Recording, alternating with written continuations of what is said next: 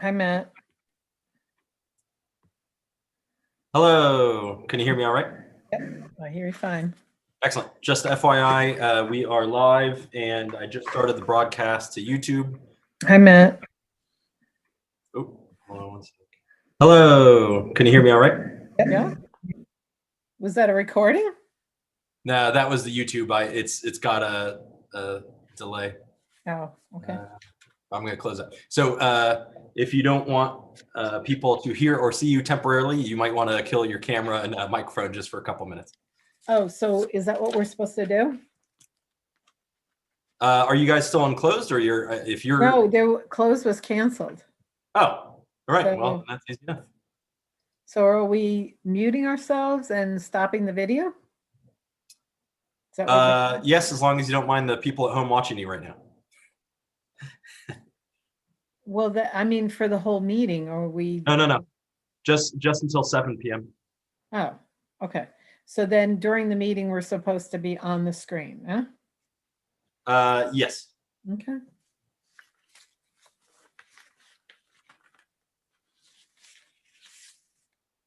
And I'm just testing some things out. Okay. So for those of you watching us from home or those watching from inside Zoom, welcome to our second Zoom webinar version of the Board of Ed meeting. And thanks for bearing with us.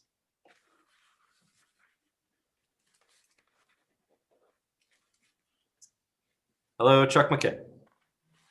Good evening, Mr. Shea. How are you? Good. I'm just warning people as they come in. I've already started the stream because I wanted to test it. So people are watching you right at this moment. Good. How are you doing with power up in Highland Lakes? We're good right now. That's excellent. Have you heard about any power outage in town? I haven't, but I haven't been paying. No. I just wondered. No, things are good here in Sussex, so I just wondered how things were.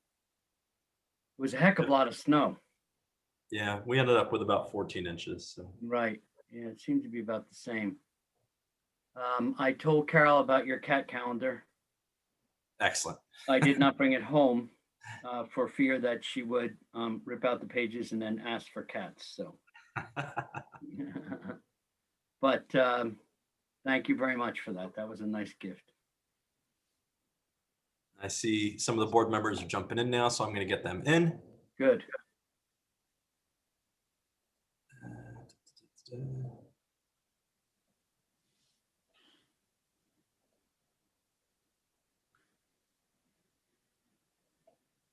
See Dr. Peak.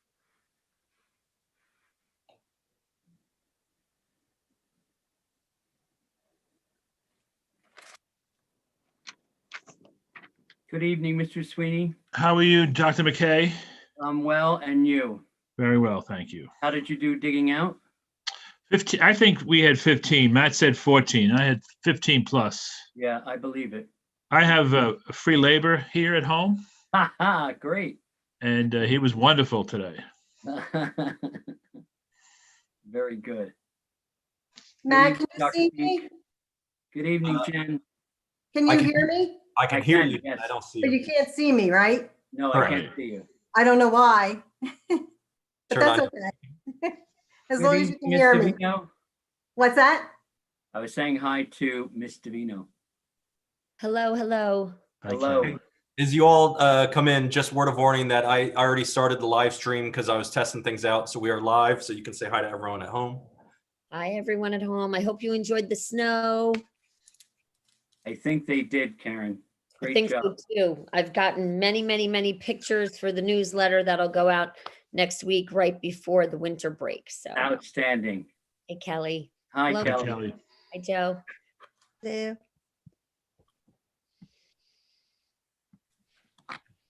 Fortunately, it kind of brings me back to March and April and right. I know. Not ideal, but it works. Not right? pleasant. Yep. Everybody's familiar backgrounds. Yeah, you'll have to excuse my background. I'm in my wife's classroom. Oh, Glad to And, see you're practicing your numbers. This is not her classroom at school. She's taken over half the house with all of this school stuff. Yes. So Yes. I know it's hard to find a private space, right? Yes, It yes. is. It is. I agree.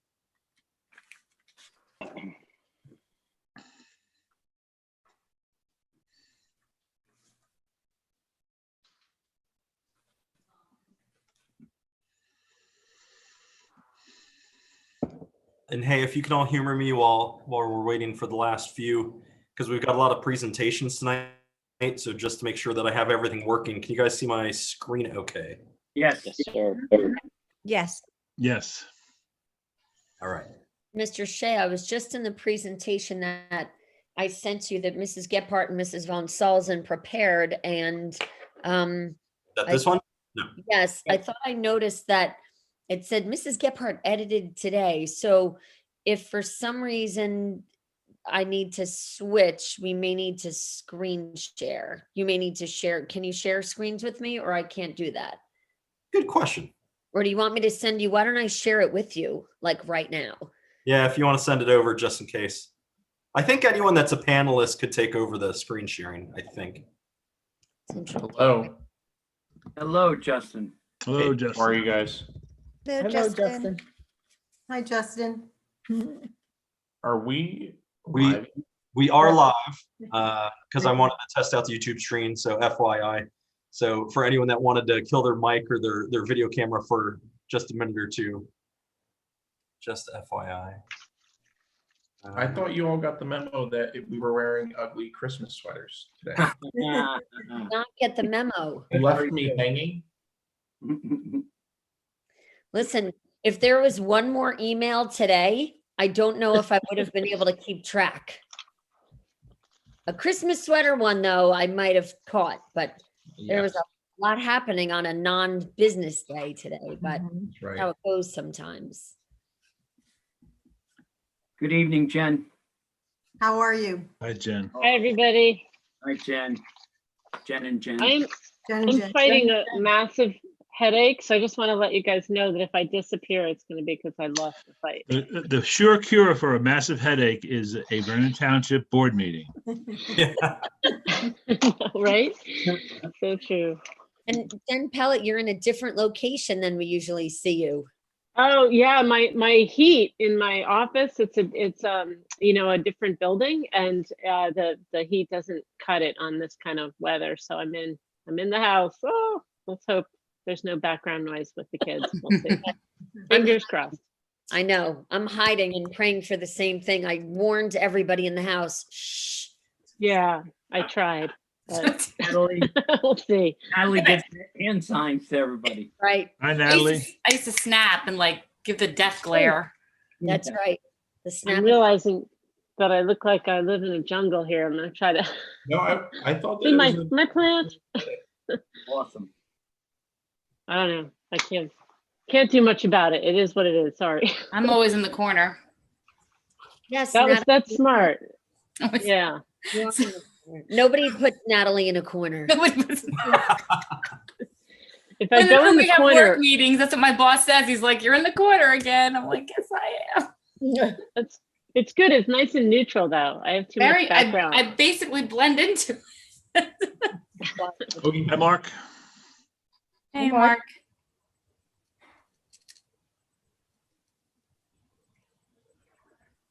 We'll give Teresa another moment. Teresa's having a problem. She said, she's texted me. What did she say? Oh, she's wondering why would they have to put in the email. So she does have to put in her email. Oh, I didn't have to. You know I what? did. I had Are you to. I did. Oh, really? I didn't Yeah. have to. I was in, and then it kicked me out, and then it said I was promoted. I used the link from Matt Shea. Promoted. What does that Nice. mean, Natalie? And that was my I'm last promoted day. I'm to getting a a promotion. Promotions are always good. I guess I don't know though. It comes Is with she new def- responsibilities. Maybe not. Is she definitely at the right link? Because the executive session one, you did need to sign in, I think. Oh, let me check. Oh, I just Yeah, texted her to right, use the right. link that Matt sent us last week. That's when I used to get It it. was the second link on Karen's email. That's what I used. Yeah, that's what I used, but I still had to put in my email address for some reason. Oh, that's weird.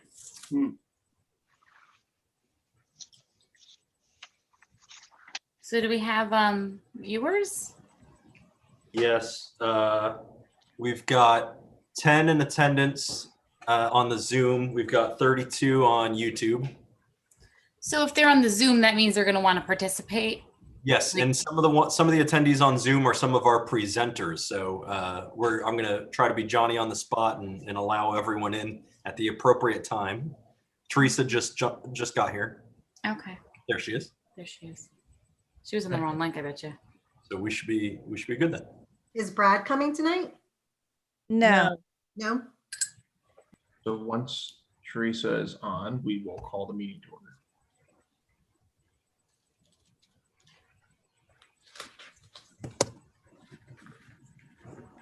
Like I'm too close.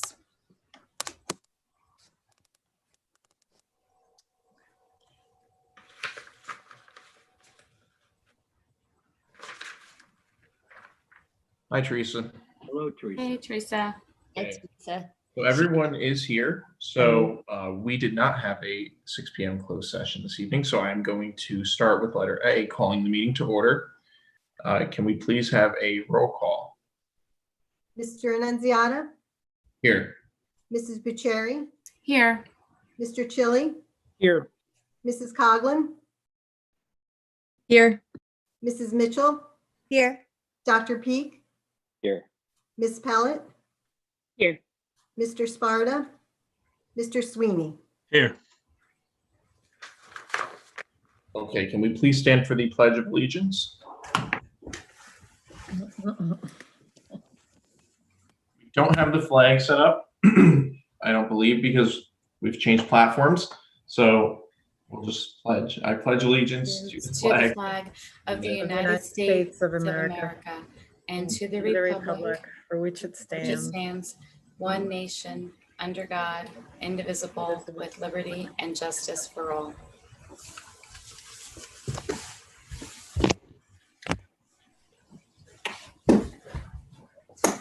Thank you. Miss Reese, can we please have a reading of the public meeting notice? The New Jersey Open Public Meetings Law was enacted to ensure the rights of the public to have advance notice of and to attend the meetings of public bodies at which any business affecting their interest is discussed or acted upon. In accordance with the provisions of the Act, Vernon Township Board of Education has caused notice of this meeting to be published, and adequate notice has been provided, and notice of this meeting has been properly posted in accordance with the New Jersey Open Public Meeting Law. Thank you. We will not be going into closed session, so items D and E on the agenda will not be utilized. Item F is a performance by the Meister Singers. Mr. Vina, will the Meister Singers still be performing? We may have a pre-recorded selection. Does Mr. Shea have that? I do have it. So if you're ready and can bear with me just a moment while I connect it all, we can play that. Excellent. Through the magic of technology. Yes.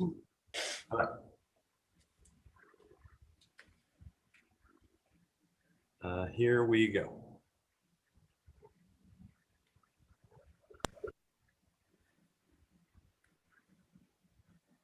Hello, my name is Tessa Height, and VTHS Meister Singers is very honored to be singing a couple carols for you guys and hope to spread some holiday cheer this season.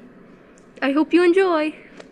Dashing through the snow in a one-horse open sleigh, o'er the fields we go, laughing all the way.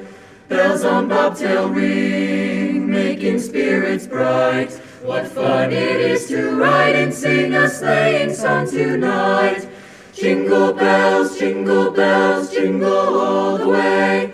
Oh, what fun it is to ride in a one-horse open sleigh. Jingle bells, jingle all the way. Oh, what fun it is to ride in a one-horse open sleigh. A day or two ago, I thought I'd take a ride, and soon Miss Fanny Bright was seated by my side. The horse was lean and lank, misfortune seemed his lot. He got into a drifted bank, and we got upsot. Jingle bells, jingle all the way. Oh, what fun it is to ride in a one-horse open sleigh. Jingle bells, jingle all the way. Oh, what fun it is to ride in a one-horse open sleigh. Now the ground is white, go it while you're young. Take the girls tonight and sing a sleighing song. Just get a bobtail nag, 240 for a speed. Then hitch into an open sleigh, Jack will take the lead. Jingle bells, jingle all the way. Oh, what fun it is to ride in a one-horse open sleigh. Jingle bells, jingle all the way. Oh, what fun it is to ride in a one-horse open sleigh. I'll be home for Christmas. I'll be home. You can plan on me. You can plan on me, but please have snow and mistletoe and presents on the tree. Christmas Eve will find me. I'll be found where the love light gleams. Ooh, oh, I'll be home for Christmas,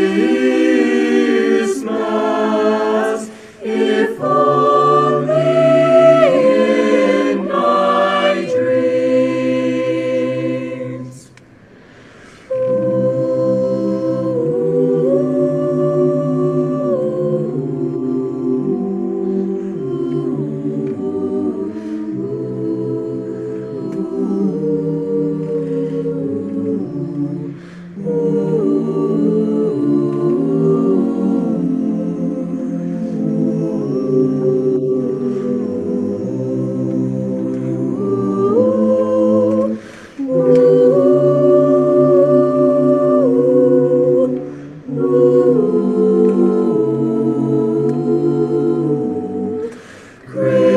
Christmas Eve will find me. I'll be found where the love light gleams.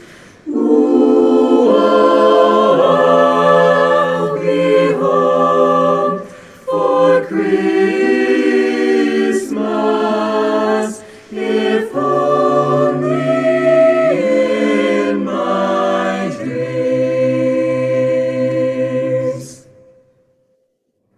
We wish you a Merry Christmas. We wish you a Merry Christmas. We wish you a Merry Christmas and a Happy New Year. Good tidings to you wherever you are. Good tidings for Christmas and a Happy New Year. Now bring us some figgy pudding. Now bring us some figgy pudding. Now bring us some figgy pudding and bring some in here. Good tidings to you wherever you are. Good tidings for Christmas and a Happy New Year. We won't go until we get some. We won't go until we get some. We won't go until we get some. So bring some right here.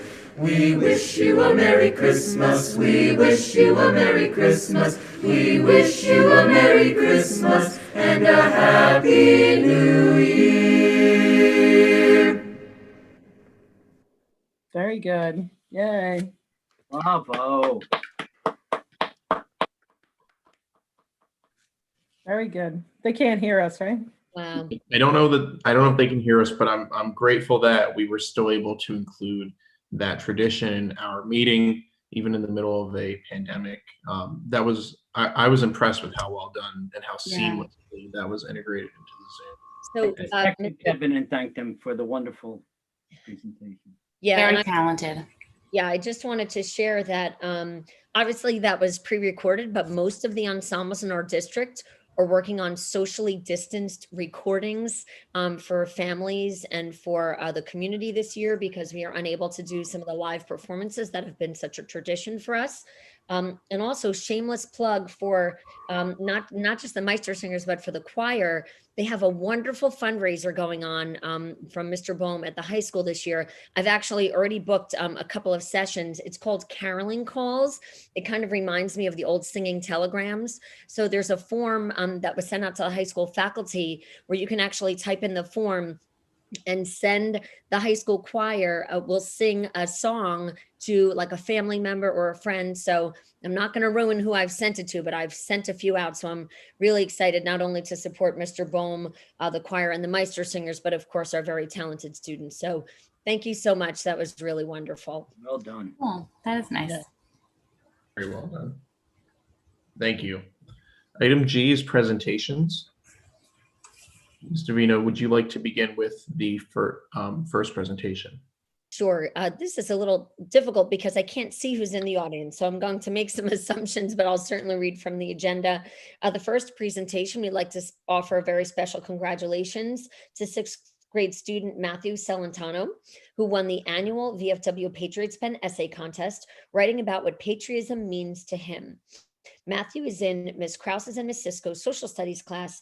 Mr. Robert Constantine, a member of the Vernon VFW, would have been present to give Matthew his certificate. I don't think he's here this evening, but I do believe that Matthew may be with us this evening. And if he's not, I apologize. I'm sorry that I can't see. I'm not sure if Mr. Shea knows if he's here. I just added him as a panelist. So Matthew, if you can unmute your mic, and if you wish, you can put on your camera. Oh, there you are. There he is. Hi. Hi. Matt. Congratulations, Matt. Thank you. You don't happen to have your essay with you, do you? I do. Would you read it for us? Yeah. I would love that. Okay. Patriotism means many things to me. One of the most patriotic thing is what my papa does. He shows me one of the most patriotic actions. He built a cemetery with his dream, and he has been working on it for 12 years. He is doing great things for veterans and their families. He honors all of the soldiers that have died for us in war and gives them what they deserved. And I have 5 people in my family who have served in military. That is another example of patriotism to me. Another way to be patriotic is that we have freedom to vote for our president, and we have our own opinions to what we like to eat and what we wear. And we can believe in whatever religion we choose and can worship any religion without the government telling us we can't. And this is all because of the veterans that fought for us in war to keep us, the United States of America, together in patriotism. I show my patriotism by putting flags on the graves at my papa's cemetery. That shows the appreciation of the soldiers that died for us. We fly American flags over our houses to show our support to the astonishing soldiers who risked their lives for us and the love of our country. We have holidays like Veterans Day to show our gratitude towards the soldiers. My family teaches me the most simple but most heart-moving things, and on Veterans Day, you thank a veteran on this day. On Memorial Day, we pay our respect to our veterans who have died. My parents taught me to stand up for the flag. I have pride and love in my country. I am especially proud of the patriots who stand for our country and the veterans and soldiers who fight to keep it that way. God bless America. Very good. Thank you so much, Matt. Congratulations. Thank you. And thank you for being with us tonight. Thank you, Matt. Great job. Well done, Thank sir. you. The next item on the agenda, Dr. McKay will honor the following retirees. Dr. McKay. Sure. I have your presence here, retirees. I know that at least Peg and Jamie are online, so I wanted them to know their presents are here and we will get them to them. I'd like to start with Peg McDonald. Peg and I have worked together for years, and I know that she's watching right now. Peg, I'm sorry that it has to be this way. I want you to know that we really wanted to honor everybody, but the weather got in the way. But starting in 1994, Peg was a language arts teacher in Glen Meadow for 11 years. And then she transferred up to the high school with 2 other language arts teachers as we tried to handle the Vernon High School's largest class up until that point, which was in 2004. In 15 years that Peg has been at the high school, And indeed, throughout her career, Peg has been a demanding and caring English teacher who expected the most from herself and from her students every day. And therefore, she earned their respect because of her work ethic. She has been a consummate professional, whether it was planning lessons, grading papers, or reaching out to students to make sure they knew what was expected of them. Peg made sure that her students' work ethos matched her work ethic. Peg stated when I had a discussion with her that it's been my pleasure to teach in this district with such fine people. It has allowed me to help develop my students into strong, independent, responsible citizens in our community and beyond. Our profession is the only profession that touches upon all walks of life, and that is a gift. To be able to help students grow intellectually was very rewarding for me. Peg, as you know, we've worked together for years, and I've truly appreciated that friendship and that working camaraderie. I wish you the very best in retirement, and I know that you will continue to read and grow and be the lifelong learner that you have always been. You will be missed, Mrs. McDonald. Thank you for your years of service. Absolutely. Our next person, and I have the three gifts here, is our own Jamie Van Gilst. And I know Jamie's watching. Jamie is our transportation coordinator for the Vernon Township School District. Jamie began her career with us in 1996 as a part-time aide in Cedar Mountain. In the total 23 and a half years of service to the district, she has gone above and beyond in everything that she has done. As transportation coordinator, she has been stellar in every aspect of the job. Buses were always there, not only for routes back and forth to school, but field trips, sporting events, and any person that needed the bus, Jamie was always there to make sure that it showed up and that it showed up on time. Jamie was the first one up in the morning. Karen can account for that. 5 o'clock in the morning, making sure everything was done, particularly if there was inclement weather. And Jamie, the irony of ironies is that tonight is virtual because of inclement weather on a day where we didn't have to do the snow chain and all the things because we were virtual. So I think it's really ironic that tonight we're honoring you on a snow day, because those were always the days that we were the most worried or the most in contact with your superintendent. Jamie's a paramount example of someone who wants to do her job well and works hard every day to make sure that happens. She is not retiring until January 30th, but she will spend at least 6 weeks in constant communication with the replacement so that when she leaves, it will be a perfect transition due to her work ethic. This proactive approach is what the superintendent and I love the most about her. She knows what it takes to serve the Vernon district, and she brings that dedication to the office every day. Every superintendent, whether it was, and she made the list, whether it was Tony Masserino, Chuck Maranzano, John Alfieri, Art DiBenedetto, or, as she put, the lovely Karen Davino, she feels they all felt the same way about Jamie, that she was truly a star. Jamie, as a friend, you will be totally missed. As a stellar performer, you are our very finest. So this gift is for you. Finally, Mary Grace Brannigan. Mary Grace, of course, worked for years in the central office. She was one of the important secretaries in our personnel office. As a matter of fact, it is also ironic that we honor Mary Grace tonight on the night of a contract approval, because Mary Grace's job was always to make sure that the individual teacher contracts got out to everyone once it was approved. Mary Grace was one of a kind, and she brought great levity to the office. She loved to laugh, and she loved her Irish heritage that she married into as well. She and Jim, her husband, were close friends of all of us. And of course, we reveled in their trip to Ireland, They're great photos that they brought back. And we always got talking, Jamie and the staff, about great books about things like Irish terrorists and gangsters. As everyone knows, Mary Grace lost Jim, who also worked for us this past, it happened this past year, and it's been heartbreaking. So our condolences to the entire family, and our thoughts have continued to the entire family. In Mary Grace, you had someone who loved Vernon. Her children went to school here. Her family was originally from Highland Lakes, and her roots and connection through family ties made retiring from this district that much more painful. Mary Grace, the board wishes you and your entire family the best as you move on to the next stage of your life. You are sorely missed, and this is for you. Thank you, Ms. Davino. Thank you, and I want to wish all three of our retirees a long and healthy retirement. And thank you, Dr. McKay, for honoring them all in a very personal way. Oh, you're welcome.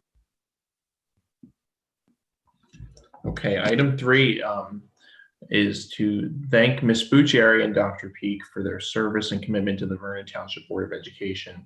I'm sure Ms. Davino wants to say a few words, but I also want to just take a moment to thank both of them for the last 3 years. We were elected together 3 years ago. So we've, really gotten to know each other well over the last few years. It's been an honor to work with them. They're both dedicated professionals who took their role on the board very seriously.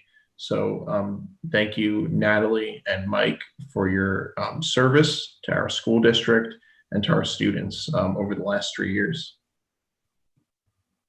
Thank you, Mr. Nunziata. If we were in person, we'd be presenting Dr. Peak and Mrs. Bucciari with plaques. Hopefully they arrived to your homes, and the plaques say, in recognition of your dedication, devotion, and outstanding service to the students, staff, and community of the Vernon Township School District.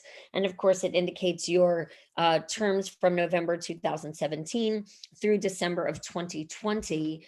And I just wanted to add, not only thanking you for your service, for Natalie, there have been times that I think you've said to me, there have been times that you haven't agreed with the decisions I've made, but we've always somehow found a way to listen to each other openly. I've always listened to your feedback and your ideas and thoughts on things, even when we didn't agree on things. And I've always appreciated your ability to come directly to me with any questions, concerns, or thoughts, so that I could try to provide information or to, bring it back to the full board, depending on what those matters are. So, and Natalie was one of the board members who hired me. So I feel grateful, of course, for the opportunity to be here in Vernon.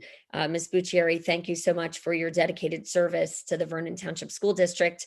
The hours and hours and hours of time are things that maybe some of our viewers are starting to understand. I can't thank you enough for your service. Thank you.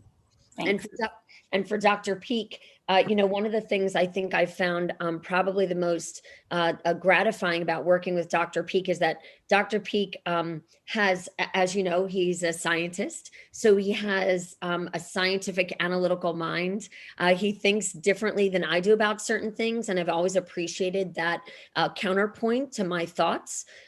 It's really important when you're dealing with any kind of a board, in my opinion, to have differing opinions, different thoughts, different ideas. And I've always appreciated that Dr. Peak has come from a different mindset, sometimes from where I come from. He's also a student of data, and I've always appreciated that he's pointed me in the right direction with matters of research and data, particularly investigating certain things that we've dealt with on the Board of Education. So those qualities in Dr. Peak as one of our board members are things that I will miss. I appreciate your professionalism, your candor, and your support through the years. And again, Michael was on the board that hired me, so I'm sad to see him go, but very grateful for his many hours of dedicated service to the district and to our students. Thank you. Certainly welcome. Thank you for the kind words. Thanks. Mr. Nunziata, did you want to start with recognition on number 4? Oh, I think you're muted. I'm sorry. Item number 4 is an update and recognition of the work that was done by a group of volunteers in town for a referendum committee. Just for some context for any members of the public who are not familiar, our schools are in relatively decent condition compared to many school districts around the state and the country. We maintain them well and we invest in them. But, from time to time, there are projects that need to be done that are expensive, boilers, windows, what have you. So the district was exploring the idea of a bond referendum as a way to perhaps finance some of those initiatives. And we asked for volunteers about a year ago from the community to tour each of our buildings and determine and prioritize projects that may need to be done in the near future. I don't know that at this time we are going to go forward with an actual referendum. That's a decision of the board, and we'll discuss it more in the budget process as we get deeper into that. But the work done is incredibly valuable by the referendum committee and really highlighting the projects of necessity in some of our schools and allowing our business office to begin pricing out and estimating what some of those projects would be. I don't know if anybody was able to join us tonight virtually, but wanted Yes, they to. have. Sorry Okay, for interrupting, good. Justin. Yes, there are some people on. Great. We're joining. Yep. Great. So if anybody is on and would like to join us and maybe speak a bit to their work, and then also I just want to thank them for the time that they committed to our school district and this project. Ms. Davino, do you have anything else you'd like to say before we have them join us? I just wanted to extend my gratitude as well, Mr. Nunziata. I had the privilege to do one of the walkthroughs with several of the committee members. Myself, Dr. McKay, Ms. Reese, we're in and out of the buildings kind of on a regular basis. So it's always really, it's really important to have kind of that bird's eye view from, from another perspective. So kind of seeing the buildings through their eyes was really something that I appreciated very much, because there could be something that I might walk by all the time and not quite realize the magnitude of the project until somebody said, well, what about that? So I really did appreciate working with members of the community and having a different perspective. And there were some folks on the committee that I didn't know, that I had only kind of heard of, because as you know, I'm still new to Vernon. I'm only here 2.5 years. So getting to know some of the folks on the committee that have been in our community for decades was a real pleasure. So thank you so much. And I know, I don't know if Mr. Shea is able to, I think he sent a message asking some folks if they're present and they'd like to be recognized, but I'm grateful for all of their assistance. It looks like Adina Lutner, who was on the committee and is also joining the board next month, she raised her hand. Yep. So we can admit her to the meeting.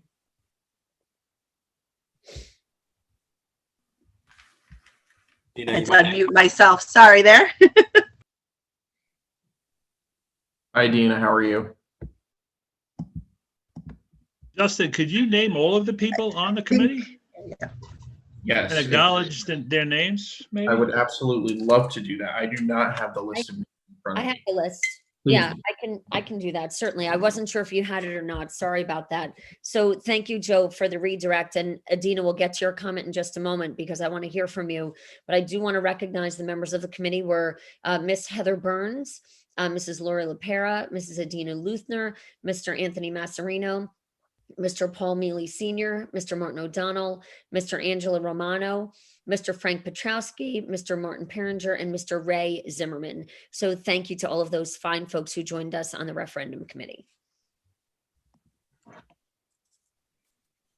Adina, do you want to share, or summarize any of the work that you did with the committee? Sure, not a problem. I just want to first say thank you for having the committee and having the community involved.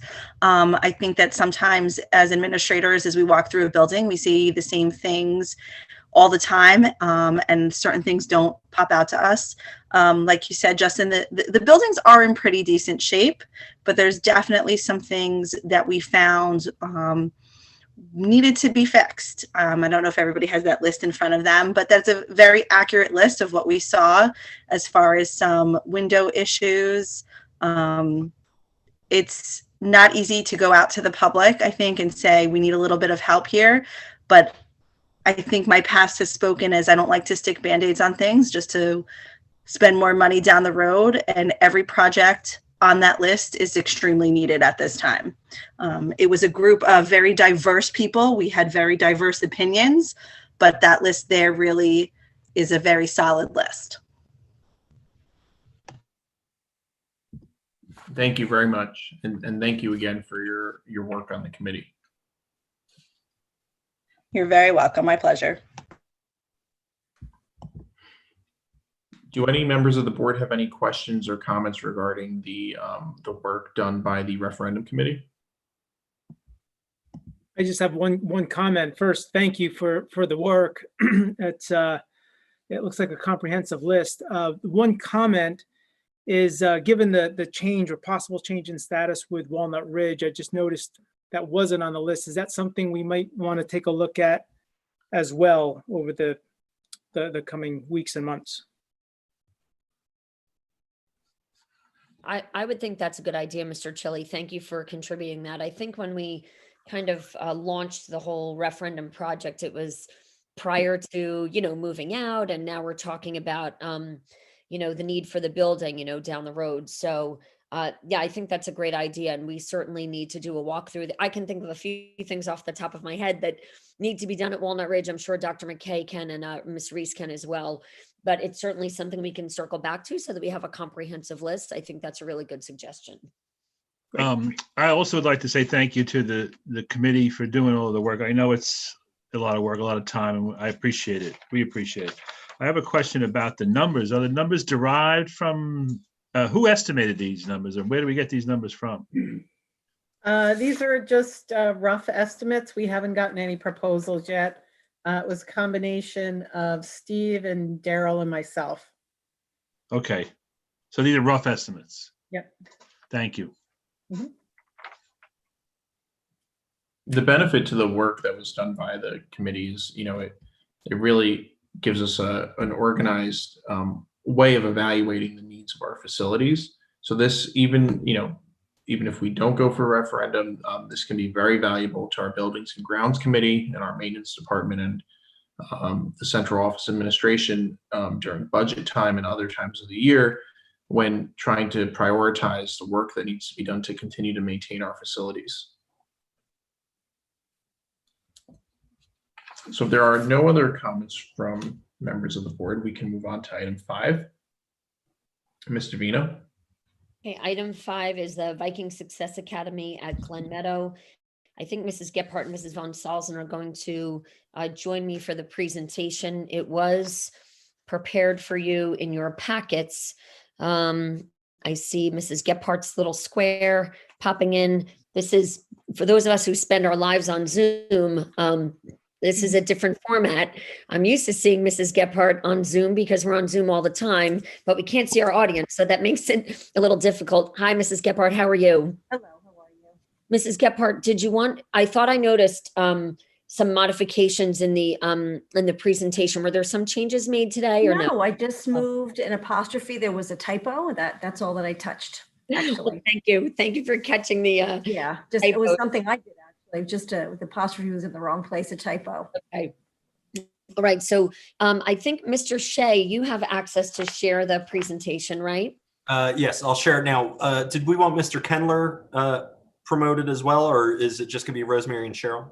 No, it's just going to be Rosemary and Cheryl for this because this is at the middle school, Matt. So oh, very good.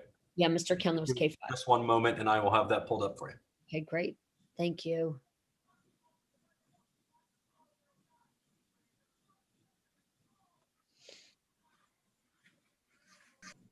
There you go. Great. It looks like there we go. So I will start things off for us. And because I can't see Mrs. Gephardt and Mrs. Von Salzen. I'll do my best to hand things off when I need to. Again, I apologize to the folks in the audience. This is a little bit of a challenging format, but we definitely wanted to bring this information back to you. And just as a reminder, this is actually in relation to district goal number 2.4A and also to superintendent's goal 2.3A and B. This is in reference to an initiative over at the Glen Meadows School. And it really is an in-class resource class. And we wanted to talk specifically about some of the social emotional learning supports, as well as about how the students have progressed through this initiative in the last, I guess, few months since September when the school year started. Mr. Shea, you can advance to the next slide. Thanks. Mrs. Gephardt, would you like me to continue and just go through these? Sure. I mean, I can answer questions or just really however you want to go. So, I mean, yeah, there is a lot of data here, but our board members have a copy of it. And although it's on the website, I don't know that the folks at home have had the chance to see it. So I'll try to go through the data pretty quickly so that we can get to some questions and answers at the end. As you can see, there's been an awful lot of data taken in this particular class.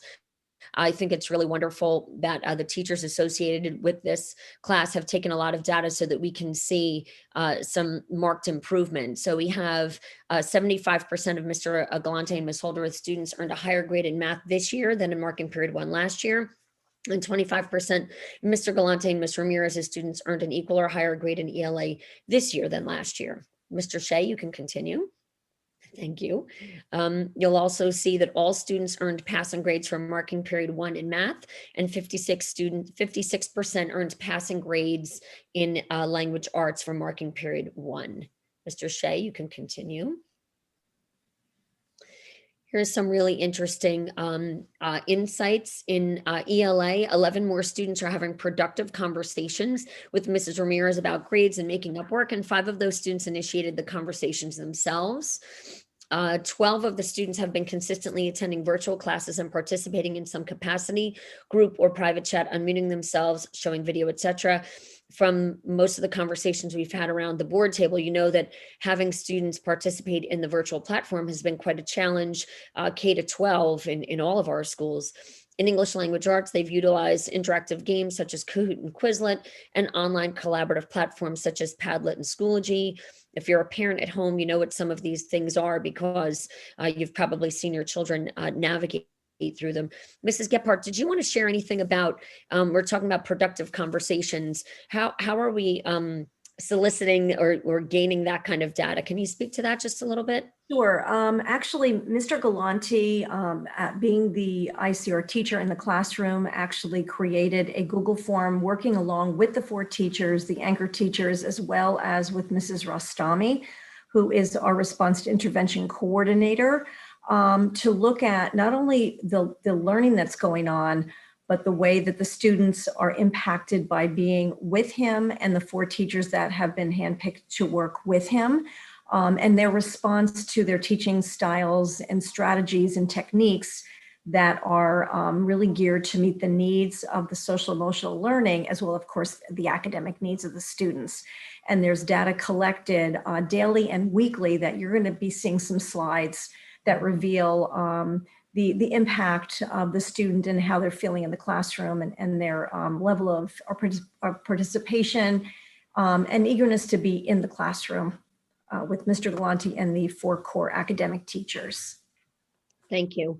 Mr. Shea, you can progress to the next slide. As you heard Mrs. Gephardt indicate, they've collected a lot of data in this classroom, and data really should drive instruction. And I hope that you'll see before the end of the presentation how utilizing data and feedback from students, the teachers in this particular classroom have been able to really show some marked growth for the children.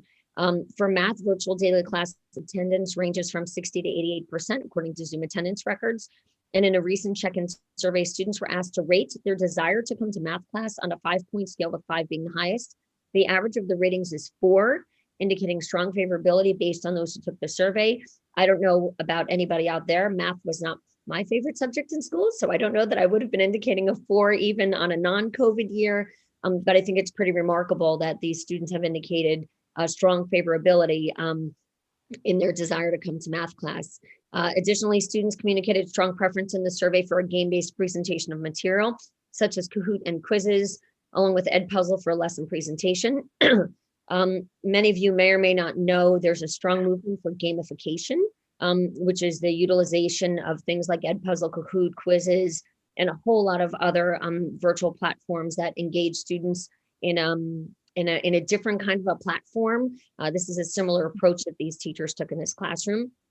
From the perspective of participation, we had 4 students in class last year who've shown significant improvement in communication, skills, participation, and affect this year. They're thriving in this setting, which is strong emphasis is placed on social emotional learning, as well as interest-based learning. As you heard, Mrs. Gephardt talked about social emotional learning.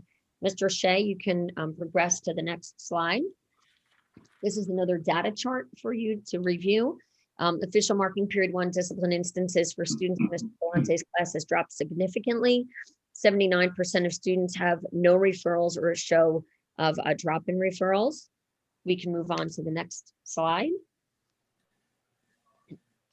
Coming to school was viewed differently this year. During the 2020-2021 school year, students wanted to be in school. In fact, during discipline conversations, students self-advocated to be in school every day. This demonstrates tremendous growth for some students who avoided attending school regularly last year. I think those of you know the challenges that we face in general with the COVID challenges that we're finding, students sometimes not wanting to engage. For students to self-advocate at this level, at the middle school level, is quite remarkable. And the fact that they wanted to be with us, kudos to Mr. Galante and the other teachers who are doing such a fine job. We can go to the next slide, Mr. Shea. Thank you so much.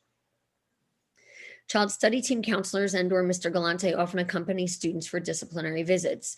There's ongoing communication between Mrs. Gephardt, Dr. Kosek, Mr. Galante, child study team, the school counselors regarding disciplinary issues with Mr. Galante's students. There's a restorative, integrated approach to how discipline is handled with students. I also have to note that Dr. Kosek has really become an integral part of the ICR program. He makes frequent visits to the classroom, and he has formed a very special relationship with those students. Mrs. Von Salzen, would you like to share a little bit about some of the restorative practices that you've been a part of or observed in that classroom? Sure. When students are upset, they have the opportunity to talk to a variety of people, whether it be Mr. Galante himself, while the gen ed teacher continues with the lesson. He can speak to somebody privately outside the room, and then they can rejoin. I've witnessed myself when I was observing the class. Prior to the start of the class, he spent maybe 5 minutes with a student. The student came back into the room. Instruction was never disrupted. And the key part and the most important thing was that this student really regained his confidence in whatever took place. I don't really know what the incident was, and then was able to rejoin and become part of that class. In the past, kids really pretty much sat out for a lot of time. And if they were in the class, they disrupted instruction. Yeah, thank you for sharing that, Cheryl. I think it's really important to note that when teachers take the time to build rapport and create personal connections with children, they can really engage them in learning in more meaningful ways. And your statement is certainly evidence of that. Mr. Shea, you can move to the next slide, please. This is some attendance data. You'll see total absences decreased significantly from 2019 to 2020 for the same group of students. So students who were chronically absent or school refusal are attending class now. This is a huge data point for me. One of the biggest challenges we were facing last year was school refusal. Obviously, if students are not in school, they can't learn. So it's really wonderful that they've been with us this year at such increased rates. Mr. Shea, could you please go to the next slide? As you can see, 87% of Mr. Galante's students have better attendance than last year and or no absences for marking period 1. As you know, we've rolled into marking period 2, and I know that we'll continue to capture data on students' progress as we move through the year. Mr. Shea, you can move on. As you can see, data was collected for a multitude of interventions. Counseling and child study team student interventions. Counseling regarding behavior have increased while office referrals decreased. academic discussions have increased while SEL interventions decreased. So if you take a look at the chart that's in front of you, you'll see the blue is the comparison between 1920 and 2021. The yellow is, again, the academic comparison, and the green is the social emotional learning comparison. Mrs. Gephardt or Mrs. Von Salzman, was there anything that you wanted to share in regards to this? It really just kind of breaks down. I want to make this larger on my screen, actually. It breaks down what the counselor or the child study team was actually seeing the student for, whether it was based on behavioral need, an academic need, or social emotional. They actually broke down last fall to this fall and the interventions that they've done with the student. So you can kind of see how many times that they met on those particular topics. And you're going to see that it might look like for behavioral, let's look at this year, for example, 2021 looks like there's more because they're utilizing those resources and those people more so than maybe getting themselves really in trouble. They're seeing their counselor, they're seeing their case manager, and it's gone up. And that's what we wanted to do. That's why that bar is higher for behavioral. Academic also, they're trying to work with the student to also increase their academic connection to learning and to school. And then social emotional is a little bit lower because they're getting so much more in the classroom from the 4 core teachers plus Mr. Galante that actually went down. So it can be a little misleading when you look at this, but it is revealing with the way the program and the classroom is running with this ICR teacher and the 4 core teachers working along with Mr. Galante. Right, and what we're really talking about are it's counseling and discussions regarding behavior of increase, right? So that speaks to the restorative practice approach. It also speaks to some of that metacognition that we were talking about, right? Thinking about thinking or executive functioning skills. Definitely executive functioning skills and processing and really just taking that moment to just have a place to go to calm down, to get whatever they need, whether it's something to do that's bothering them behaviorally, social, emotional in general, or even the academic. But definitely, there's definitely a shift with the way we're looking at all 3 of these broad-based topics. And definitely the executive functioning skills are emphasized. Yeah, I would just like to add that the behavioral, those are instances where students went to see their case manager or their counselor, and they wanted to talk about behavioral concerns rather than being seen by a vice principal for discipline. Same thing with academic. They are going and saying, hey, I'm struggling with this. Can you help me with this? Do you want to bring me back and do some one-on-one with me? And the decrease in the SEL is great because really they're really functioning more in the school setting appropriately. You'll see later on there's a significant decrease in behavioral referrals. Yeah, thank you so much. Mr. Shea, you can advance to the next slide, please. So as you'll see, counseling interactions, they've remained steady. Some of the students will seek out counseling on their own, which is what Mrs. Von Salzman was just bringing up to the audience. They're seen regularly in person or virtually, obviously, to discuss behavior, social, or emotional concerns, work completion, and grades. And the school counseling Bitmoji suite is available to students and families at any point with resources and contact information.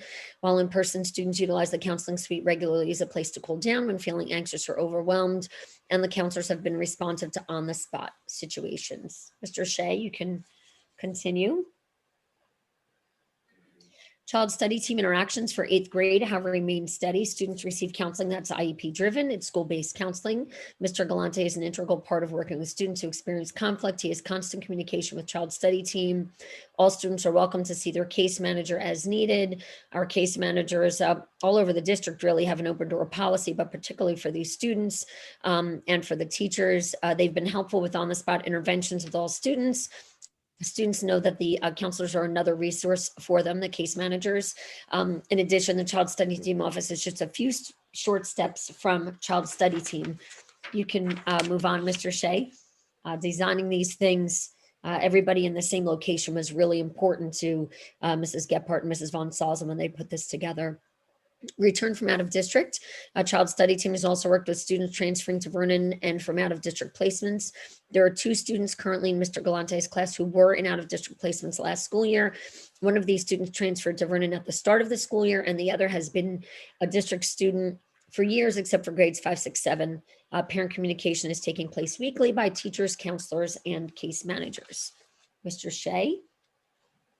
Here are some anecdotal pieces of evidence. Students have frequently stopped into Mrs. Gephardt's office to say hello, or at times if they're frustrated. If you know that the layout in Glen Meadow Middle School, Mrs. Gephardt's side door is always open. It's purposely left open. Sometimes students will have a snack or they'll drop in to check in when they're upset. They're encouraged to freely speak. Typically, the student winds up talking about something other than what is bothering him or her, and students leave feeling better than when they arrived. During the visit, strategies to stay calm are infused in the conversation.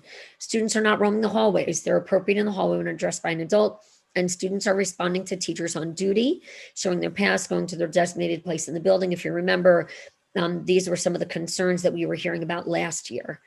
We can move on to the next slide. Here are some responses from adults.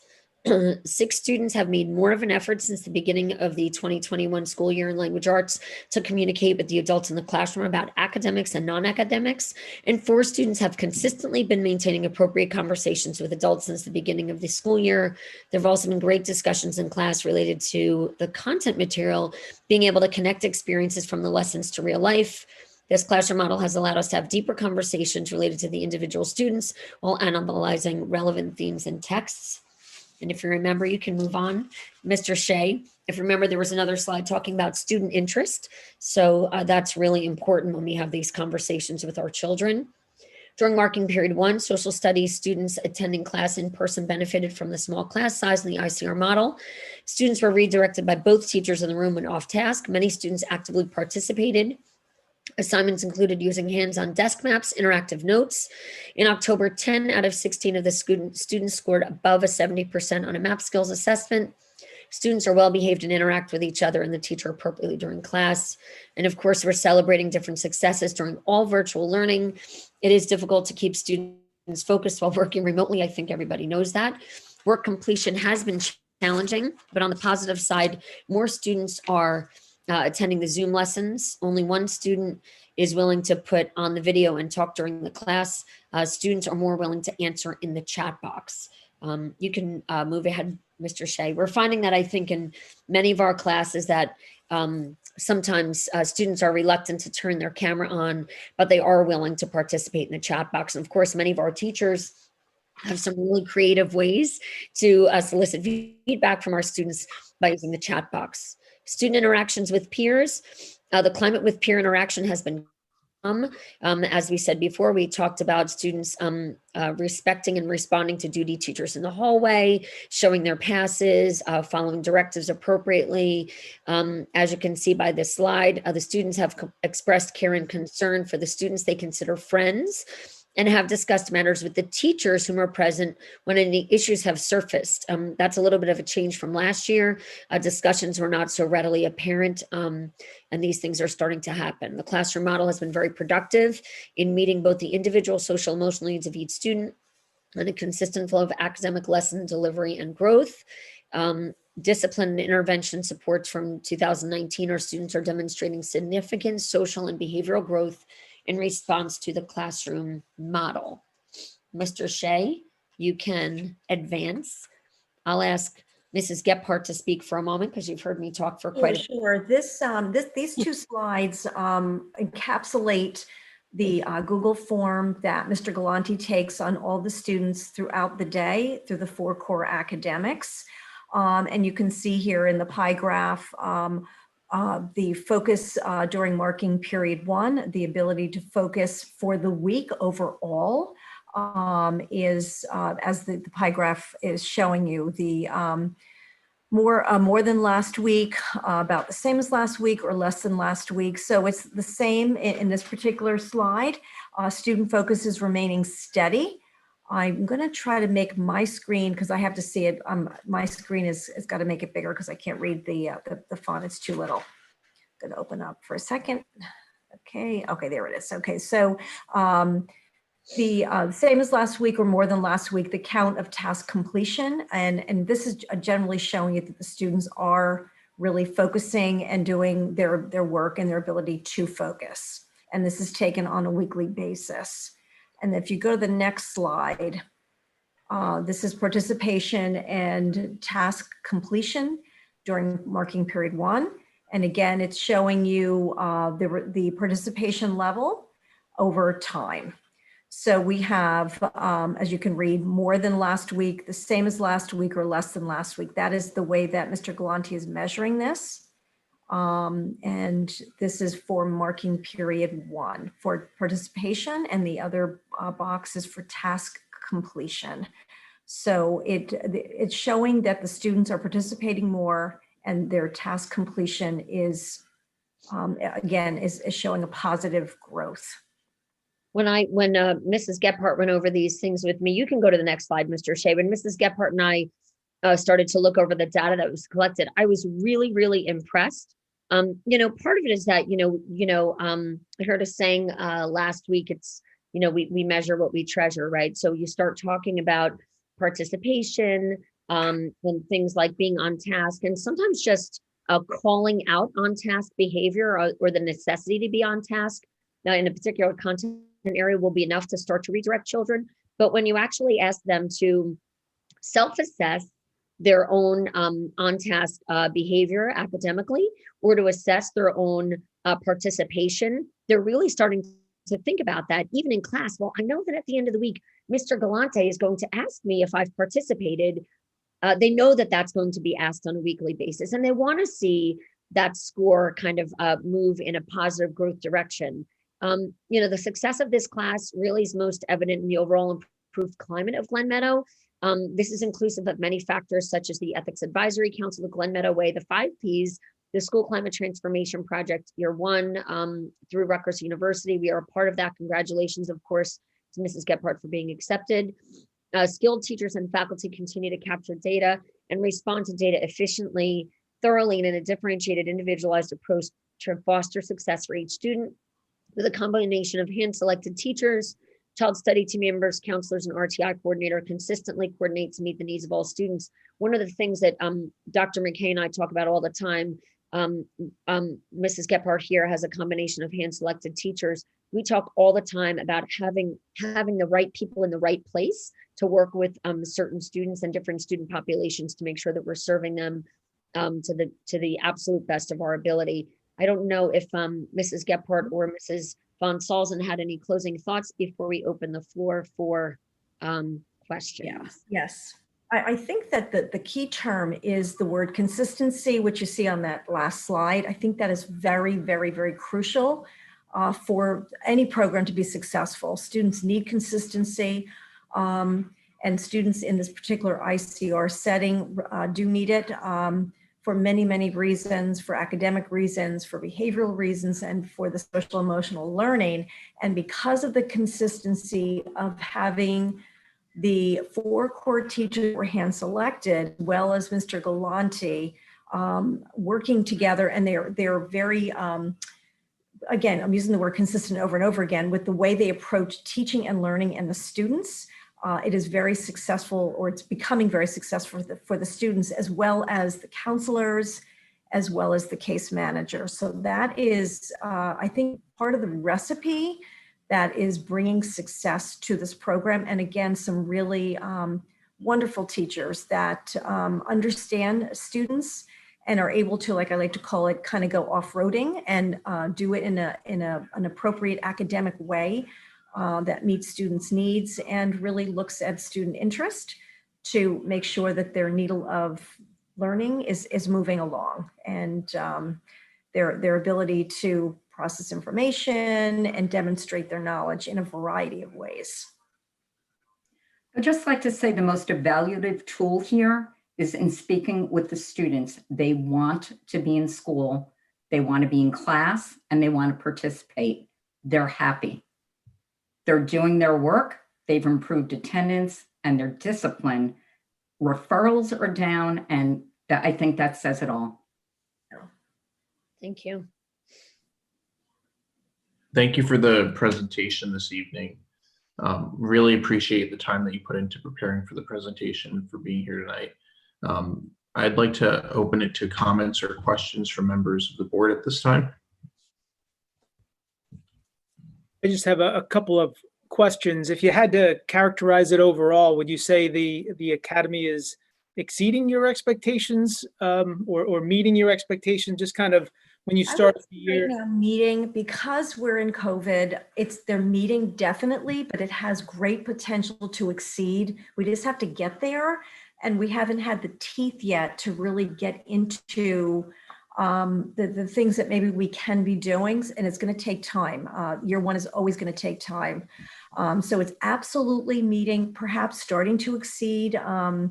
We're seeing a big change in some of the students that were needing a lot of support last year that are getting the support that they need. I think it's going very well, honestly. How many students are in each level?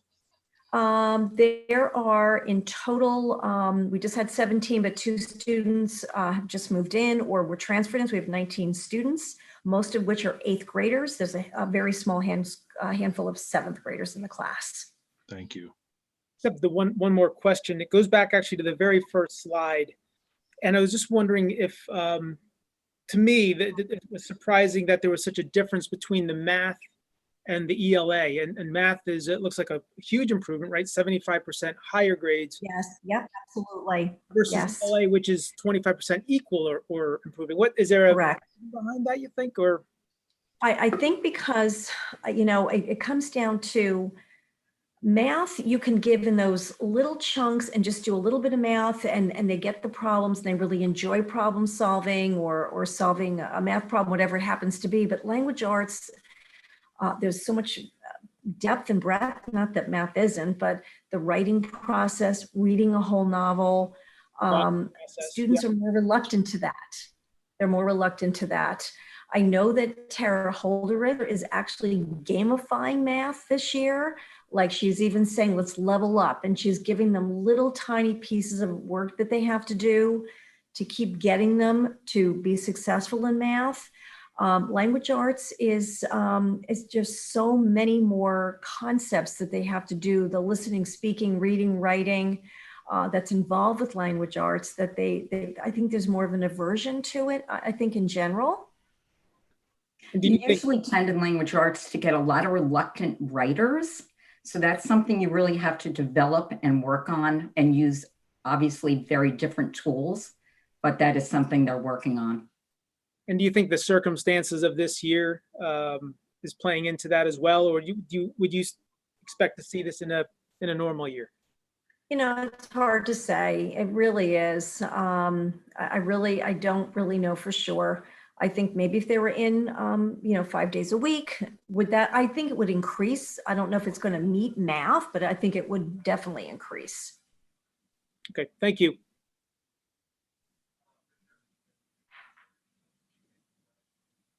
Are there any other comments or questions? Yeah, I just have a few questions, as I always do in these programs.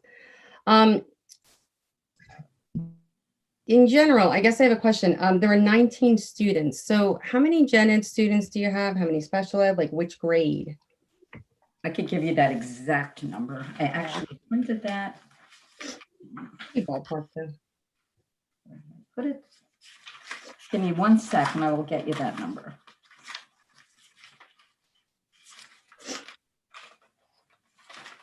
Of course, can you find it when you want it? No, but I pretty much think I have it in my head. So there's 19 students in the program. And Rosemary, please correct me if I'm wrong. I believe of the 19, 13 are in 8th grade. Yes. I believe 5 of those are special education students. Mm-hmm. Yes. And of the 6 that are in 7th grade, I'm not sure if it's 3 or 4, but it is definitely 3 or 4. It's 3. Okay, so there are 8 special ed students out of the 19. And 2 are new. Am I correct, Rosemary? Yes, one transferred in from the building. We moved the student into this particular classroom, and one has just arrived from out of district. Gotcha. Okay, so I think we've established in the past, this is not a program. So since it's not a program, an ICR technically is, essentially a general education class. So my question is, how is it decided this, let's go to gen ed students. How is it decided which general education students go in the class? We met with a lot of teachers, the counselors, the case managers. We also looked at students that were in the Effective School Solution program last year to see if those students still needed support. There were several that were either leaving the building, going on to 9th grade, and there were some that finished the program. They didn't need it any longer. We looked at our general population of students now, last year coming out of 6th going to 7th and 7th going into 8th grade to see what students need more support, if you will, than just a general education student in the building that, we're a student that maybe did have a lot of write-ups academically, a lot of write-ups for behavior. Maybe we're in the counseling suite an awful lot that just needed support.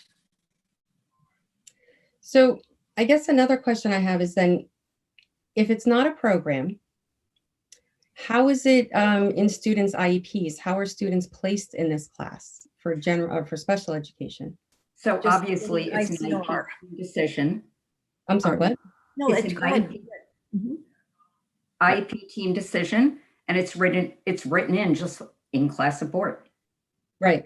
So then let's say a 7th or 8th grader had to go into a different in-class resource. How would it be decided they would go in this program versus another? If this is not a program and it doesn't have a name, then how is it in their IEP to place a student in it? If you have another 7th grader who, let's say, needs ICR, or is this the only ICR available in 7th and 8th grade? No, it is not. Okay, so then how is it specified in their IEP for this particular class? So once again, that was a team approach during the IEP meeting. I know, and yeah, I understand it's an IEP team decision, but when you put a student, and this isn't a program, so how would you decide who goes in there? Like, you have to specify it on their IEP. Like, how is it decided? It's not specified in their IEP because it really is just an in-class resource program, if you want to call it that, or not use the word program. But obviously the team would decide who would benefit from having the consistency of one special ed teacher. Gotcha. That's pretty much. So then, I guess since this isn't a program, and one question I've always had that no one's been able to answer is, then how do you put general education students in one class? Because it's an ICR class, all ICRs have gen ed and special ed students in it. Right, but ICRs are usually luck of the draw, like the way the schedule falls. You don't keep, this is, if you have the same students, so then is it more, I understand, but if you have a general mix of students, so if you're saying you handpicked general education students and put them in a class all day, how are they placed there? Like, what's holding them there? Really just the way the scheduling works out, the way we do scheduling. So really any gen ed student could go in this classroom. So are any general education students in it, or just the very specific students that needed this? So then was the schedule built around that? It's a mix of gen ed and special ed students that are in it. Right, that's what an ICR is. So I'm trying to figure out how do you place a gen ed student in there? Like, they don't have an IEP, a 504 does accommodation. So how would you put a general education student in there? Like, what's keeping them in the class? Our Genesis scheduling. Yeah. So you built the whole schedule around this class then? No, we have several ICRs in the building in each grade level and every subject area. Okay. So then there's only a very specific group of gen ed students in this class. And then I guess that leads me to another question no one could answer is, if you put a very specific group of general education students who all have either academic or behavioral needs, so they're already identified.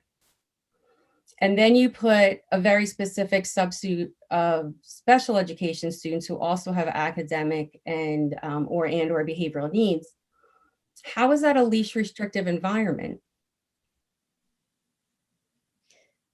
Because we're trying to maintain consistency. That's the key word. I think that's like the theme of working with Mr. Galante and the 4 core teachers that are in there for the consistency that they need. You know, I think our district provides for every single student, no matter if we have an advanced placement student that has an aptitude in a particular area, a gen ed student, music students, special education students. There are students that have certain needs, and I often in my building, particularly when I'm scheduling, I will almost, with many of my students, I hand select where I want them to fall. For the most part, for the 660 kids, Genesis is going to schedule these students into classrooms. There are many, many students that I have on the gen ed side or the special education side that I will make sure that I hand select because I have to. I want them with a certain style of teacher. I don't want them with a particular student. I want them maybe to not be in an ICR. Maybe I do want them in an ICR and they're a gen ed student. So many things go into play when we create schedules and getting the right student in the right place to make sure they're going to get what they need academically, behaviorally, socially, and so on. So that is really how this particular class and many others are built, to make sure that the student gets what they need. That's our goal. That's the goal of the Board of Education. You want the right student in the right seat, and you want the right teacher with the right student. And that's really what this is coming down to.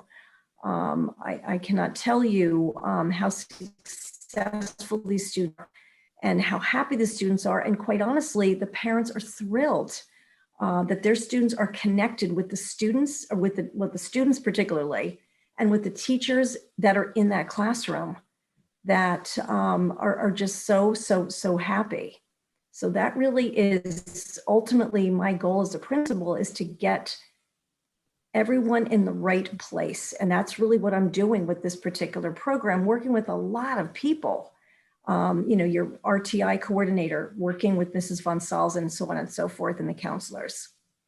I just wanted to interject for a moment. I'm sorry. Obviously, as a former principal, I know Dr. McKay served as a principal as well here in Vernon. You know, scheduling is really, really integral. And when you are to the success of the building, when you are the building principal, obviously, you know, you take students that are have IEP needs and they're placed in the appropriate setting. And the balance of handpicking students is absolutely a best practice as a principal. Every good principal I've ever worked with has taken particular care for children to make sure they're placed with teachers they know that they will connect with, or with students that either they will connect with or need to avoid. Remember that the principal is the person who knows the climate of the building. She knows the talents and skills of her teachers. She also knows the children. Mrs. Gephardt served for a full year last year, but remember, she knows many of these children because she's been in the district for a long time. So understanding the particular needs of how children learn, how they learn best, what types of groups they should be in, which students are going to raise the bar for them in classrooms, or which teachers are going to push them forward academically, is really, really very intricate. And I support, you know, the process that Mrs. Gephardt uses in scheduling the children, not just for this particular class, but for the scheduling of the building. She does a fine job. I just want to add that for many years, and Ms. Gebhardt and I both being special ed teachers, served in a position in the district where we followed a group of students through their gen ed setting as the in-class support teacher. And in chatting, we decided, hey, this really worked. Let's try to do this again. So when you have that consistency of one teacher, meaning Mr. Galante, you get to know those students inside and out. And it just works. Oh, I don't disagree. I've also been an in-class resource teacher for numerous years. No, I think it's fascinating. I think, you know, now that I learned that the least restrictive environment is based, you know, handpicking gen ed students to put inside an ICR class and to have them with, all the same students all day. I just always wondered about that. Ms. Davino, it's great. I mean, to hear all that great information you shared between last year and now this year. And I understand with COVID and whatnot, I'm sure the principal and supervisor get to see the program on a regular basis, whatnot. So what do you think when you go and observe it as well too? Like, what are your thoughts on it? I think they've done an excellent job. I think that the ability for the students to have the connections that they're making with the teachers is exactly what education should be for every child. It doesn't happen for every child like that. I mean, you know that you're an educator, you've been in schools your whole career. So the challenge is making those connections. I think it's really important. No, I agree. I'm sorry, I guess I wasn't clear. When you go and see the program, what are your thoughts? My thoughts are that they're doing an excellent job. Yep. Okay, I'm sorry, I was asking when you go and observe the program. Like Yes. how many times, like when you go into the school and I you see didn't the think it was program. a program. I thought it was a class. When you go into the school and see the class, what do you think of the class with 19 students? I think the class is very well run. I've seen Mr. Galante teach. He does an excellent job in engaging the students. The children's needs are well met. The individualized support is obvious, and I think that they're doing a fine job. Great. Thank you all so much for filling us in on the information. The handpicking was, very good to learn. That's, really good knowledge. And, I find it interesting. And I mean, we're going to be hearing about this program another, 2 times throughout the year. So I look forward to learning about it more and seeing the different data as things progress. So thank you. Can I ask just one quick question? So the members of the community are watching this, and it sounds like such an interesting academy. If there was a member out there that said that, thought, well, my student would benefit from that, can they request that? Is that something that they can do? Because, if I was a parent, I would say, oh, this sounds like something, that my child would, thrive very well in. Can they do that? Yes, just like any parent so often will contact me and say, I want my child, for example, in accelerated math. Maybe they're not. Maybe they weren't recommended, and the parent kind of explains their reasoning, or the child's. They kind of speak for the child if they're a younger child and advocate. We'll talk about it. We'll look at their strengths. Do we do this? We talk maybe with the math supervisor. It might be a science topic. It could be language arts, and then we look to see, should we do that? Is that a good place for that child? And we'll say, sure, let's do that. Let's try that out. So it's like anything in the way I run my Penny Way, and I'm sure really all the other buildings do as well. So of course, now there's, you can't put 100 kids in the room, but a lot of times parents will call and make requests about all different things in the building, or different programs, different classrooms, different teachers. And we really do the best we can to try to fulfill that if it's really warranted, if we find that really would benefit the student. That's great. Thank you so much. I think that, there are parents out there that are watching this and getting excited about this academy. So I appreciate this. I know it's a long presentation for you to do, but I think it's very beneficial for the community to hear that. Mm-hmm. So thank and you. All the teachers helped put this together, the 4 core teachers with Mr. Galante, as well as Jessica Rostami, the response intervention coordinator. So it was a lot of work, and we had way more slides in it with a lot of other data points, but it just got to be a little bit too much. So it was a lot of us that put this together, actually. Well, thank you. It's very much appreciated. Yeah. I'm sorry, I just have one more question I forgot to ask, and then I just dawned on me after Kelly said something. Just a quick question. Since you have 7th and 8th graders mixed in together out of the 19, some are gen ed, some are special ed, how does that work? So if let's say a teacher comes in to teach a lesson, a content teacher comes in to teach a lesson, how is the lesson taught, a gen ed lesson, to both 7th and 8th grade students? It's more thematically based, and there's many lessons, and then they do station teaching and work on individual projects as well as whole group instruction, making sure that they're hitting all of the points that they need to in the curriculum, which is why we didn't want to open it up to 3 grades, because that would be really challenging. So these teachers are very, very crafty, because you can take the humanities, for example, find a novel, because we did buy different novels for the classroom that were high interest books that could cross-cut with different themes, science, things like that. And we're hitting all of the standards, of course, the student learning standards that we have to in each grade level, and then doing the station teaching. And there's a lot of small group instruction, particularly with math and with language arts. So then having the luxury of the 2 teachers, that provides a lot of support. I didn't hear what you said. Okay. So then for the curriculum, when the teacher comes in and does one class, they're doing 2 different levels of curriculum. They're doing a 7th grade. They're, depending on what it is, it might be thematic, but you're still hitting the New Jersey student learning standards. Remember, you can teach standards in so many different ways, not one way to teach a particular standard. Because the teachers are so creative, and the cross-cutting, I know we use the term cross-cutting a lot, and particularly for science, with the next generation science standards. That is really how that they're meeting the standards and meeting the students' learning needs. Again, you've got 2 teachers, so you can do station teaching, independent work. They're working on their computers. They're working whole group. They're doing mini lessons. All the best practices that you would see in a classroom. Good.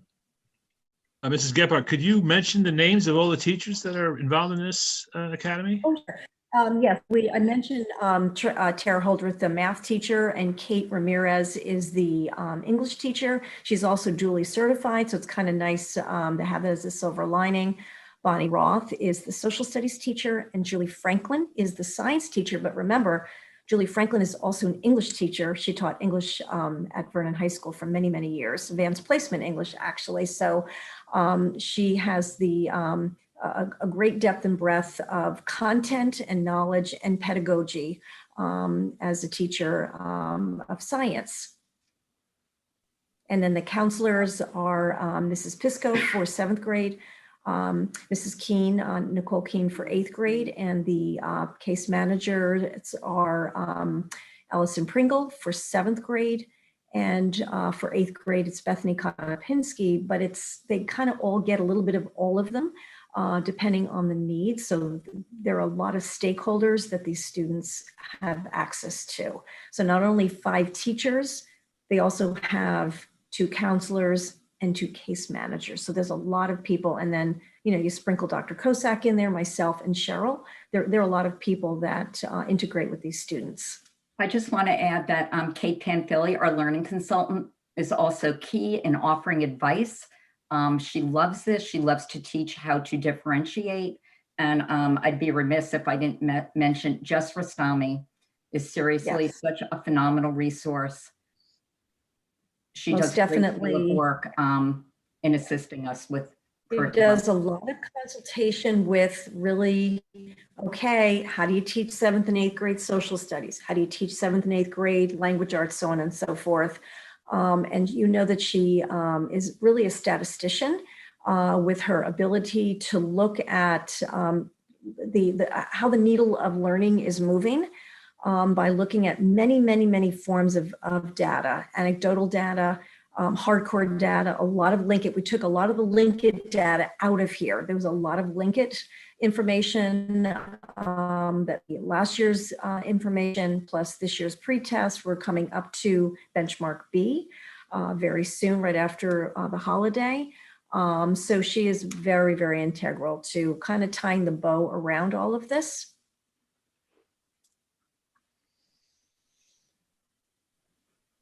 Thank you very much for your time tonight and presenting to the board. You're welcome.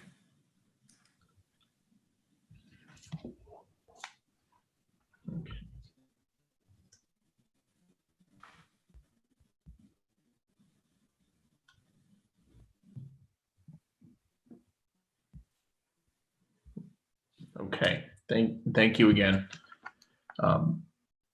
Item H is approval of the minutes. Can we have a motion for item H 1 through 4? Move. Mr. Chili, can we please have a second? Second. Mr. Sweeney, questions or comments on the minutes? Seeing none, can we please have a roll call vote? Mrs. Coughlin, Yes. Mrs. Mitchell, Yes. Dr. Peak, Yes. Ms. Pellet, Yes.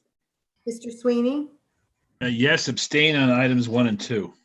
Mr. Annunziata, Yes. Mrs. Bucieri, Yes. Mr. Chili. Yes.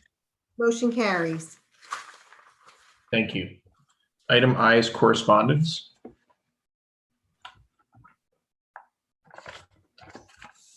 Donna, you're muted.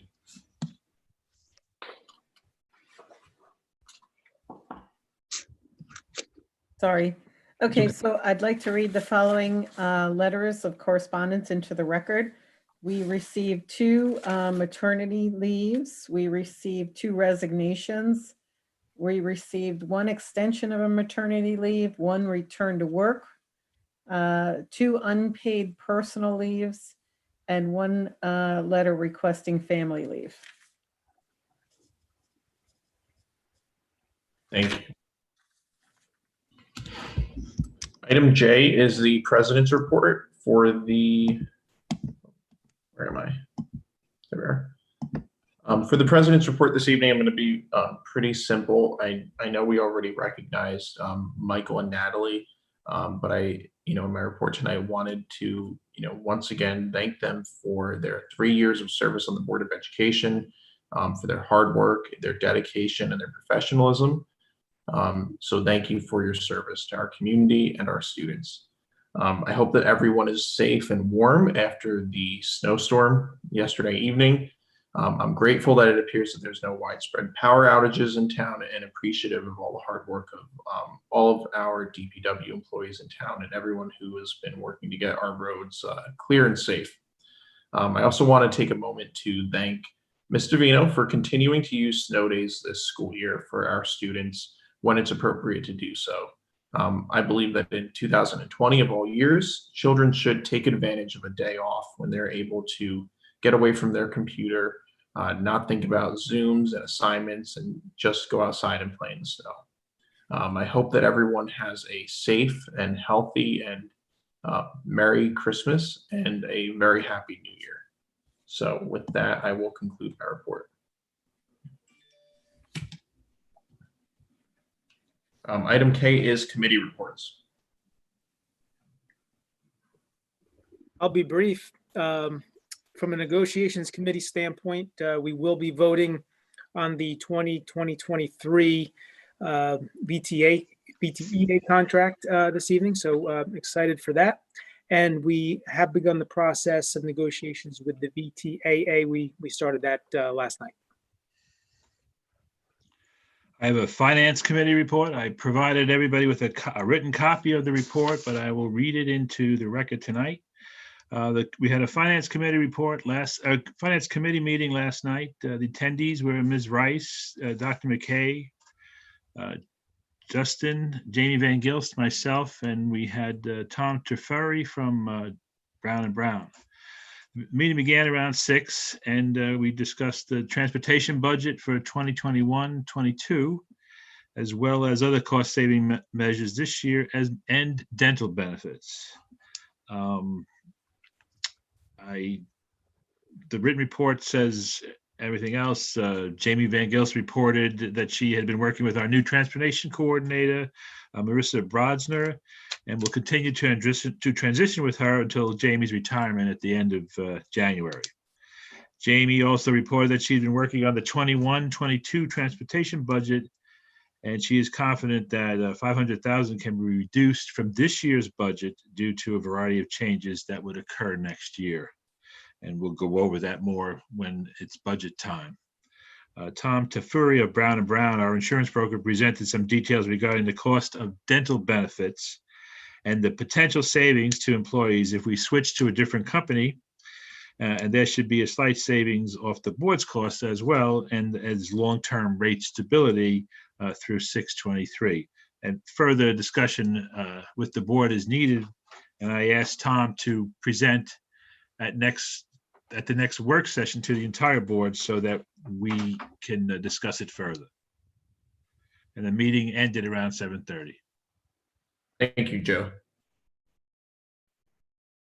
We did have a Buildings and Grounds Committee meeting on December 8th.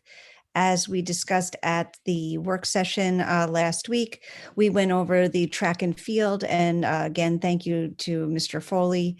He did an amazing job on his presentation and the data that he went over with the group. And we'll be voting on that today. As well as the pandemic response staff that we have.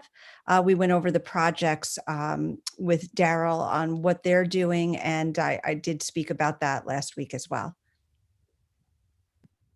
Thank you, Kelly. The Special Services Committee met on Wednesday, December 2nd. The administration asked us to hold the meeting, so we agreed with the committee. We briefly discussed out-of-district placements, and that the district is, looking to honor the students who are in out-of-district for their placements, and possibly creating programs in district that are better than or can exceed what an out-of-district placement can offer, and starting to see what programs that could be built in-house to assist our students moving forward. So that way, if the program that's created meets their needs, they'd be able to stay within their home community and therefore be a part of their local schools. And so looking at the younger grades moving up.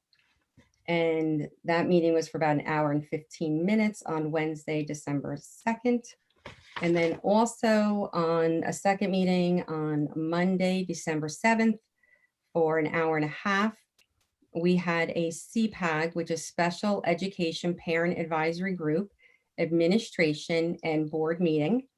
And that's a meeting where the CPAG requests to meet with the administration and the board, and the administration was represented by Ms. Davino, Ms. Von Salzen, and Mr. Kendler, and the Board of Education members were Kelly Mitchell, Brad Sparta, and myself. And for the CPAG, the leadership was Leslie and Charlene, and they brought on an agenda to us, which I had requested at the last meeting, just since, interestingly, 2 other board members had reached out to me and had said, oh, these things have been brought to my attention. And they mentioned some things. And I said, that's funny you say that, because, some of those things mentioned were exactly what the CPAG had brought to our attention. So I thought that was great, because it shows that when there's information in the community and they bring it forward to the CPAG leadership, that the CPAG leadership really does bring it forward to the board and the administration. And then that gives us all a chance to sit down and discuss it. So I had explained to the members who had reached out to me that was discussed, and that's why I had asked to have it put on this agenda, so that way the parents could get answers in general. So what they had brought to our attention was the 5 things I mentioned last time: accessing virtual therapy, in-person therapy and school option, aids in virtual learning, accommodations in virtual learning, and mental health trauma-informed counseling. It was a very productive meeting, and the CPAG will be back in touch with us to let us know when they would like to hold a meeting again. It's usually done about 4 times a year or so. Great, thank you, Teresa. Is that all the committee reports for this evening? I believe it is. Okay, so item L is public participation, and this is for items on the agenda and any student comments. We did have 2 email comments that Matt sent over to me right before the meeting. As a reminder for members of the public, when we are hosting hybrid meetings, there's a few different ways that you may participate. We do have a public comment email where up until 5 p.m. prior to the meeting, you can submit your public comments. The email address is on our public meeting notice and on our website. Or you can participate through the Zoom webinar as an attendee, and you'll be admitted during the public participation portions of the meeting to submit your comments either via audio or visual. Visually, you can have your camera on as well. So I will begin with the 2 comments that were emailed in. So I will read these into the record. The first one is from Charlene O'Brien from the Scenic Lakes section of Vernon. And the comment is, hello, my name is Charlene O'Brien from the Scenic Lake section of Vernon. I would first like to thank you for taking the time to read my comment, as well as share my appreciation in all the hard work and efforts the Board of Education, school administrators, and the teachers put forth each and every day. My comment is in relation to the in-person option for special education and related services. I understand the district has a scheduled reopening date of January 19th, 2021, but the reality of this pandemic is that nothing is certain. With learning loss being significant for all children in the district at this time, and while all students are at risk of learning regression over long breaks, additional research suggests that students with special needs are more at risk of both regression and slower recoupment of skills when they return than their general education peers. This is common knowledge in the field of education, and most of you probably already know this. The truth is there is no guarantee school will resume in person on January 19th. There are no guarantees there will not be disruptions after that. Professionally, I work under the Division of Children and Families and the Division of Family Development, and we have managed to keep child care centers open within the entire state of New Jersey during the COVID-19 pandemic, even providing care for emergency personnel's children, as you know, a highly exposed profession to the pandemic, and still they have not closed. The bullet point which states students who would benefit most have difficulty with safety procedures, masks, distancing, has not shown to be a barrier within some of our youngest population within the state of New Jersey or nationally. Currently, early intervention is even providing services within the child care centers following health and safety guidelines, which speaks to the next bullet point, related service providers incurring significant exposure risks. Speaking to the bullet point, cost benefit of only a few extra weeks of in-person, how will that relate to evaluating the need for compensatory education when the district does resume normal operations? How much will this decision weigh on the cost of those compensatory services? How much added work will it create for the entire special services staff? How can these decisions be made without the district having a director of special services? When it comes to in-person services, the cost benefit is the development process of a child, and that is priceless. Some children are born with disadvantages of their peers, and there are systems in place to ensure that students are able to access and/or meaningfully benefit from the educational program. With all due respect, how is it that local districts are providing in-person special services, yet our district finds it nearly impossible? Thank you for your time. Sincerely, Charlene O'Brien. And that was, as it was signed off, a comment by Charlene O'Brien. Okay, there's one more comment that was submitted via email. And this is from Sean Reed. The comment is, my name is Sean Reed, and I am the Pandemic Response Assistant for Lounsbury Hollow. I am in a very unique position in this district because I am not only the PRA, but also a former aide and a parent of 2 students in the district. I was not offered my aide position back in September, but was able to accept the PRA position that was available, as I was told that was a great way to keep my foot in the door. I was also told that once this position was no longer needed, I would be welcomed back to resume my aide position. I feel this makes my PRA position temporary, but not my employment with the district. This position has been a wonderful experience for me. I am able to make a small living, learn new things, continue to work with the children, and be able to support my children during their virtual learning. This job has kept me very busy from day one, cleaning rooms, desks, doors, and tables, as well as assisting the students in keeping socially distanced. The presence of the pandemic response team has not only kept our school clean while occupied with students, but has also been a comfort to teachers, staff, students, and parents. We all take this job very seriously and work to the best of our abilities. When news came of the shutdown, we were concerned about what we would do as far as working or not. When we found out that we would be working, we were all happy to stay on and stay busy. We make the most of our 4-hour shifts, taking time to clean, improve, and upgrade the building under the direction of Mr. Palmisano.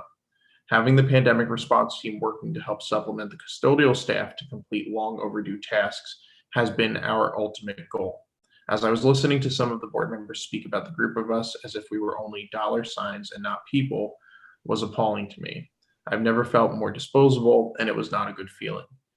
As I said, I am an aide under usual circumstances, and taking on this job has been rewarding and financially helpful, but the way some of the members portrayed our employment made me feel as if we were invisible and unimportant.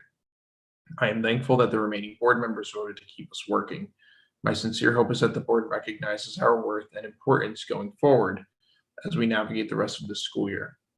I am eager to, excuse me. I am eager to work as the PRA and hopefully in the near future as an aide again. Thank you for your time. Okay, and that will conclude the 2 comments that were submitted by email. And at this time, I would like to invite members of the public who are participating this evening as attendees on the Zoom call. If they would like to submit a comment, please raise your hand and Matt will admit you. Okay, Leslie Macbeth is the first person that I saw their hand pop up, so we will admit them, and I will try to keep an eye on who raises their hand and admit people in order. Miss Macbeth, you have 5 minutes. The floor is yours. Thank you. Can you hear me? Yes. Okay, great. Hello, my name is Leslie Macbeth, and I'm from the Highland Lakes section of Vernon. I am the president of the Vernon Township Special Education Advisory Group, also known as CPAG. Thank you for taking my comment tonight. I would like to start by thanking our school staff for the immense amount of effort and dedication they are putting in day after day to keep our kids engaged and learning. With that being said, I'm here tonight to speak on the in-person special education agenda item. I am happy to see this on the agenda tonight and had a few thoughts I would like to share. I am here honored to be a voice for special education families. Our special education population is struggling, particularly our self-contained students. We must do better. Our goal as a district should be to provide the option of in-person, full-time special education instruction and therapies as quickly as possible, especially for our self-contained classes. We have safety standards that we are following to attend school prior to going all virtual. Based on the district data, we have had no transmissions of COVID cases within the schools. We can and should open for special education as other local all virtual districts are currently doing. Let us be an example and follow the lead of making difficult situations possible to meet the needs of our students. How are we addressing FAPE for students that are not able to participate in Zooms developmentally? How can we have a line item in the agenda attachment that says cost benefit of only a few extra weeks of in-person? How can we put a price on our most fragile population of students getting what they need? When does cost or scheduling ever allowed to trump IEP mandates and the needs of our students? Truthfully, if an agenda item stated it might not be worth it to send general education students back for only a few weeks, we would have an overflowing meeting of upset parents. Every single day of special education in-person instruction is critical to our struggling students. Progress is simply immeasurable when it comes to our students, all of our students, of course. Last week, a comment was made about parents possibly being upset if only special education students were able to attend. FAIR isn't about everyone getting the same thing. FAIR is everyone getting what they need in order to be successful. Our students need some extra help to achieve success and prevent further loss of skills, and we are asking for your help to prevent a further slide. I have heard countless stories of parents heartbroken and concerned for their children and their lack of progress and even regression. Truthfully, we don't know what will happen January 19th, and we cannot depend on that date. We cannot keep putting off the immediate needs of our special education students. Thank you for your time. Thank you, Ms. Macbeth. The next hand that I saw go up was Shannon Irish. Hi, Ms. Irish, you are now in the meeting and you have 5 minutes and the floor is yours. Okay, I don't think it'll take 5 minutes, but thank you. Shannon Irish, I'm in the Glenwood section, employee and resident. Wondering why under letter C, the board needs to approve the extraordinary stipend of $250 per hour when this has already been done in previous meetings. This was done back, I believe, in August or September when the aides were hired, and any of the updated ones have been done since then. So I'm confused as to why that needs to be done again. We just wanted to make sure that the aides were reassured that the $250 would be paid to them. So we put it on the agenda just to let them know that that will be happening, because there was some concerns that it wouldn't happen. So we're making sure, Shannon, that it does. Okay, so are you is it just a list? You're just listing that that is happening, or Yeah, you're voting on it again? There are 44 people who will be receiving the $250 for extraordinary. But is that going to be voted on, or is that just being stated that they are receiving that? No, I'm having the board approve it again, just to make sure that it's done. Okay, thank you. You got it. Thank you, Ms. Irish. Are there any additional members of the public who would like to participate at this time? I'll give another 20 seconds to see if any hands go up.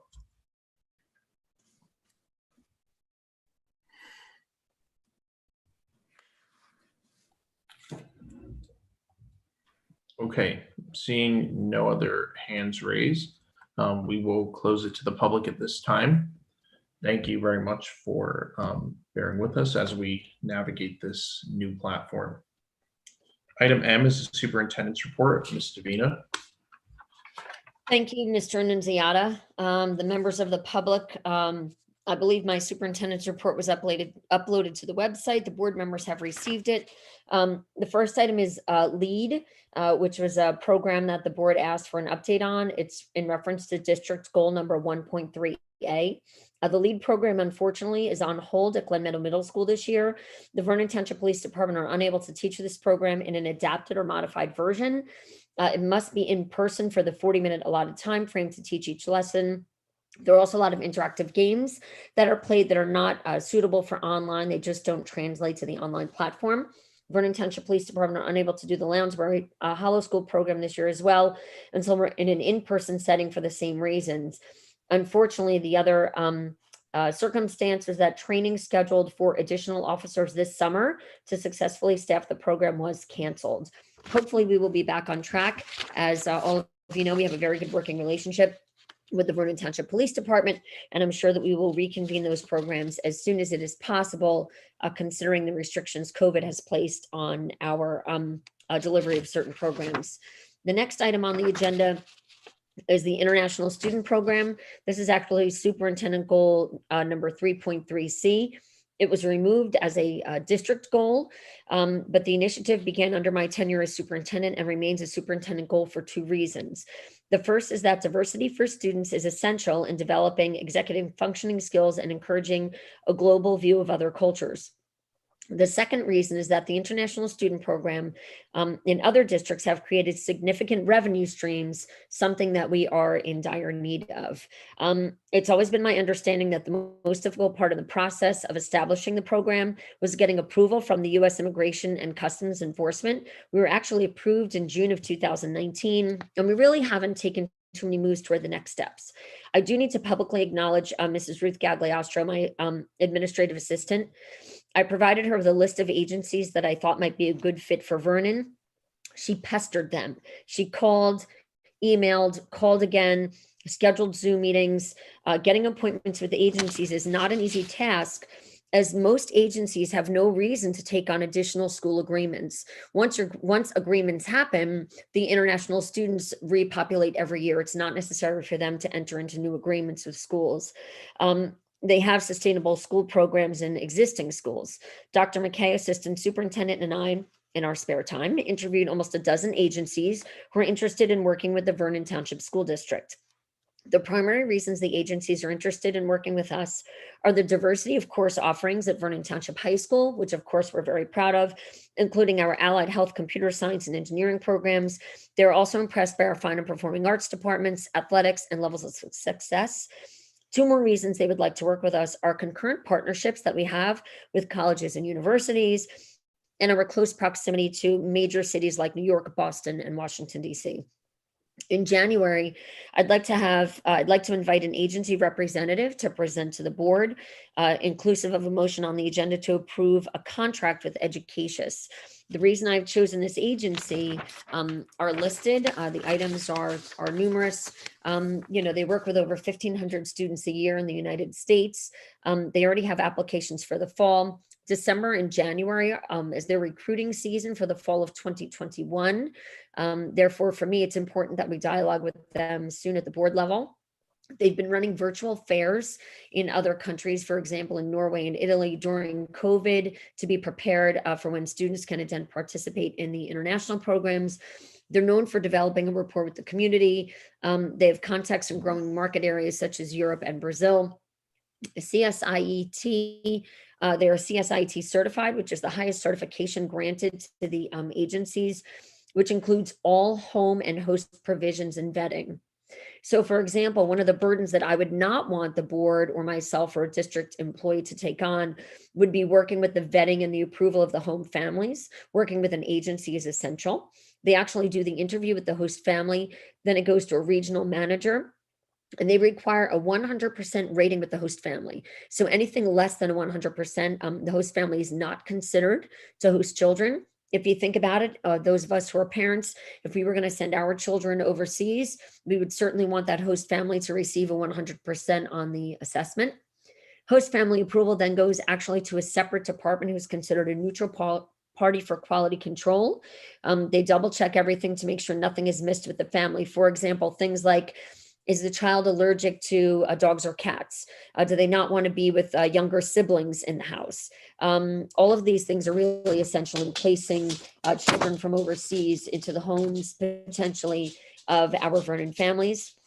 The agency connects the student and the family together. And during the first 30 days in the US, the coordinator from the agency is in touch with the students every week. It's important for me that we continue this conversation if the board is interested, because the agency will need to soon begin marketing Vernon. We actually need to create a school profile, revisit our niche rating, and adjust the tuition rate we're asking for. All the agencies we spoke with indicated that the rate we originally set for tuition was too high. We set a rate of $18,000, but other living costs and related fees were $17,000, making our unsubsidized per capita total cost, sorry for the typo, $35,000. The recommended rate from all agencies we spoke of was about $14,000 to $16,000 per student, and our actual cost per pupil is $18,784.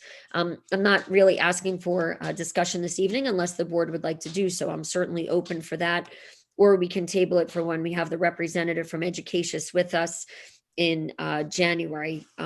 Before I continue, Mr. Nunziata, how would you like to proceed?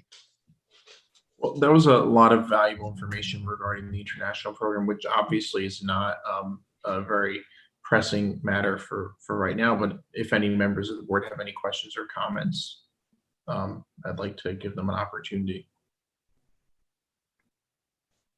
No, okay. Thank you. So I'll continue on to COVID update, for this evening. Okay, COVID update. Superintendent's Goal 1, which is a single purpose goal, and something that we've been talking about all all year. The Sussex County Association of School Administrators has been meeting weekly with the Sussex County Department of Public Health and Nursing. In recent weeks, the Department of Health continues to recommend that schools remain closed due to increases in COVID cases and projected increases in travel due to the holidays. The Department of Health further asserts that they cannot require schools to follow their recommendations, only provide recommendations, and that it is the sole responsibility of the superintendent of schools to open or close schools.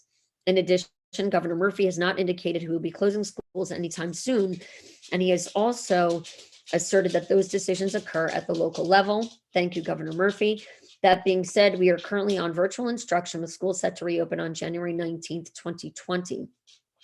The parameters of the reopening will be shared as soon as more accurate information is available. I am currently working with our school nurses, school administrators, and other district personnel in order to provide details to the community. The rest of this COVID update will include some important data.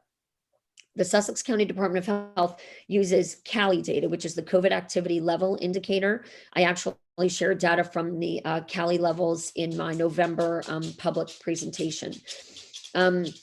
The data I'm going to talk about, the CALI data, is based on regional data, which is composed of Sussex, Warren, Passaic, and Morris counties, whose numbers by county are in some cases significantly higher than Sussex County.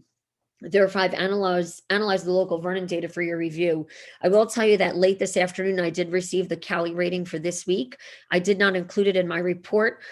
What I can share is that that statement that I projected is accurate, that the other counties surrounding us, in other words, Morris in particular, is higher than places like Sussex, and in some cases is actually kind of interrupting the results of the CALI levels. And I can talk more about that in the future. But I did take a look at the data that we've collected so far this school year. To date, I collected this just a couple of days ago. The percent number of students in Vernon who tested positive for COVID is 1.03%. But it's up from 0.76% last week.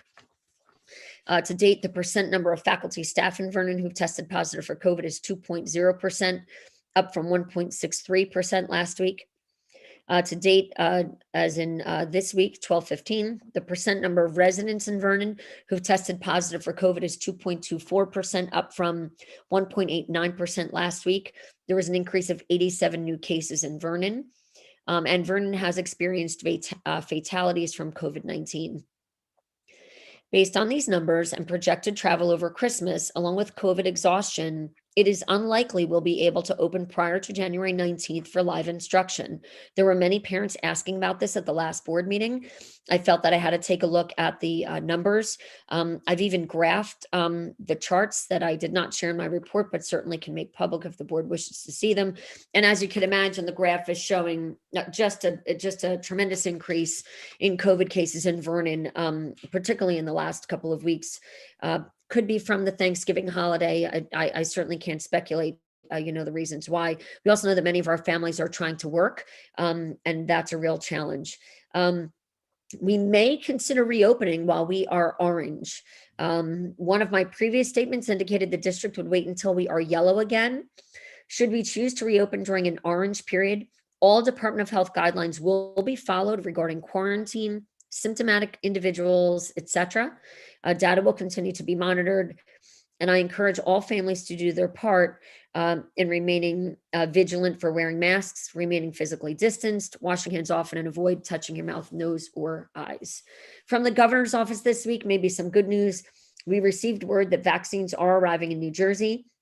Educators are on the 1B tier. The state of New Jersey will be using a confidential web link for educators so they know where they are in regards to receiving the vaccine should they choose. It is not required at this time and has received emergency use authorization for people ages 16 and up. The web link will also prompt educators when they might receive the second vaccine, since different vaccines have different lengths of time between each inoculation. I know there were a lot of questions at last month's meeting regarding the January 19th reopening, and some people were hoping we could reopen prior to January 19th. Unless the numbers come down significantly, it is very unlikely that we would be reopening prior to January 19th. I am hearing the concern, of course, for the need of in-person instruction, particularly for our self-contained students. And we'll certainly take that under advisement, because I do understand the questions and concerns that the CPAG is posing. We did talk about it during the committee meeting. That concludes the first informational item. Are there any questions before I continue? I think you're good. Thank you. Okay. Letter A, congratulations to the 2020-2021 Governor's Educator of the Year Award recipients and 2020-2021 Educational Services Professionals Award recipients. As Dr. McKay said earlier with our retirees, it is always heartbreaking when we can't be in person. However, in January, I'm hoping to discuss with the board an idea that I have on how we can perhaps honor some people at a later date. I'd like to place an item on the agenda for discussion in January that I hope you'll all enjoy. In the meantime, the following are the recipients of the 2021 Governor's Educator of the Year Award. I will start, and I know that Chuck will jump in because he knows these folks and he's ready and eager to talk about Great. how wonderful Yeah, they they're awesome. Yep. So at the high school, we have Ellie Ufterfeld. Everybody calls her Miss Uff. She teaches history. She does an outstanding job. She's part of our freshman academy. As a parent, I'm lucky that my children have had 2 of the 5 recipients that are on this list tonight, because, you know, I've only been in the district a couple of years. Ellie does a wonderful job. Our second person is Nancy Grimaldi at Glen Meadow Middle School. Again, another superstar. Stephanie Leitner at Lounsbury Hollow School, Kim Fishman, Rolling Hills, and Gwen Bishke at Cedar Mountain. Dr. McKay, would you like to share some? So we would love to honor these folks in a traditional way that we normally do. So we'll be having a meeting probably in March, April, or May, in which we're going to have them all in. You know, traditionally, all the board members know this. Traditionally, the principals then have something to say about the folks and bring them flowers, and family members are there. But I just wanted to congratulate all of these folks for the fantastic job that they do. I was just in Kim Fishman's class the other day. Via Zoom. What a fantastic educator. But Stephanie, great job. Nancy, of course, with language arts, and Gwen, wonderful job at Cedar Mountain. So really, really stellar educators. And of course, we have the following who are the recipients of the Educational Services Professionals Award. Again, some of the best and brightest in Vernon. Cassandra Aristizabal at Vernon Township High School, Kate Panfili at Glen Meadow Middle School, Lauren Januszewski at Lounsbury Hollow, Ashley Bellis at Rolling Hills, and Kim Gibson at Cedar Mountain. Outstanding folks. We're so proud and happy for all of you. Couldn't think of a better group. absolutely. We couldn't do anything without this group. These are wonderful, wonderful people who are there, whether they're on child study teams or whether they're guidance counselors or whatever role they're playing. They basically, of course, support our students. And in a time where social and emotional learning is very, very important, these folks are there for us. So congratulations to Cassandra and Kate and Lauren and Ashley and Kim. Great. Mr. Nunziata, may I continue? Yes, thank you. And congratulations to all of those award recipients from this year. The next item on the agenda is the core values analysis. And I have to apologize. I'm not sure if the board only received a screen. They look like little screenshots in your packet, but I did just share my memo with you as well. So I apologize. And this is not poor Jen Smith. I was sending her like document after document after document saying, please get these to the board. So my apologies. But I will also make sure that this item is uploaded to the website if it's not there. Is there? Oh, it is? Thank you so much, Jen. Okay. So dear members, Vernon Township Board of Education, there are a lot of documents that I put together in this, and actually you should have received another document that was electronic only because there was a large PDF file of the core values analysis survey that I sent out to our families. It's about 130 pages long, so obviously we didn't print that out. This is really just to provide some analysis of the information generated from town hall meetings, Board of Ed meetings, and a parent survey that was administered to our families. Board of Ed, we've talked about this several times already. But on June 3rd was when we first started talking about this. I reviewed the transcripts from the board meeting and reported them to you once before. We've talked about things like further exploring potential revenue sources, i.e. the international student program, as well as others. A recognition of the retire not replace practice. As much as it's a challenge for us to have to utilize that, we know that we are in a really tight spot with our finances. Tightening schedules, transferring teachers in order to keep as many high quality staff as possible, remaining a comprehensive high school, retaining as many students in district, academic excellence, range of extracurricular activities, diversity of program, social emotional needs, student life, climate, class size, and recruiting new talent where possible. In regards to fiscal concerns, the board statements included, but are not limited to, reviewing the taxpayer's guide to spending, an activity which occurred in the late spring under Mr. Kepnes, and identifying areas in need of growth or improvement in comparison to other like districts, developing fiscal muscle, exploring revenues, grants, further serving those in the community we do not currently serve, budget scrutiny, evaluating buildings and grounds for preventative maintenance, which of course we've been working on. And these are things that we'll continue to talk about. I'm not going to go through each item. I will cut to the chase more or less. We held several town hall meetings. We received, I think, some wonderful feedback from our parents and our students.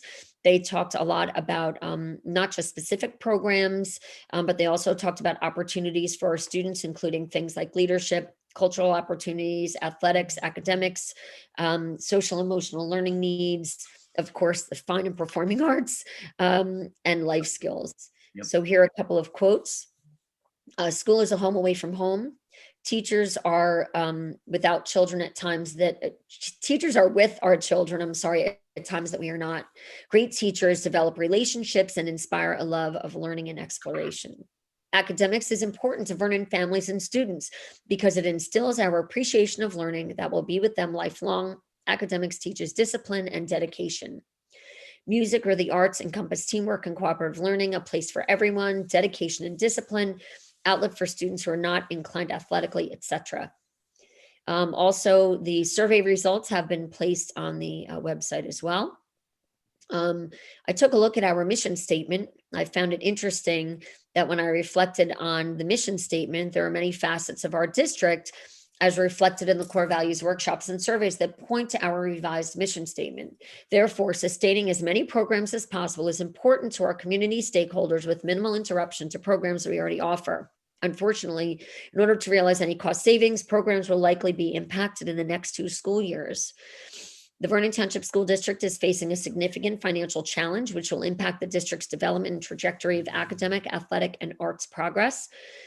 Please find suggested options which may be considered over the next 2 years of the significant loss of state aid. Again, these are options. I've listed a few for the board to consider, certainly not for this evening, but I would imagine as we move into the budget process. So maybe it's timely that you have this document.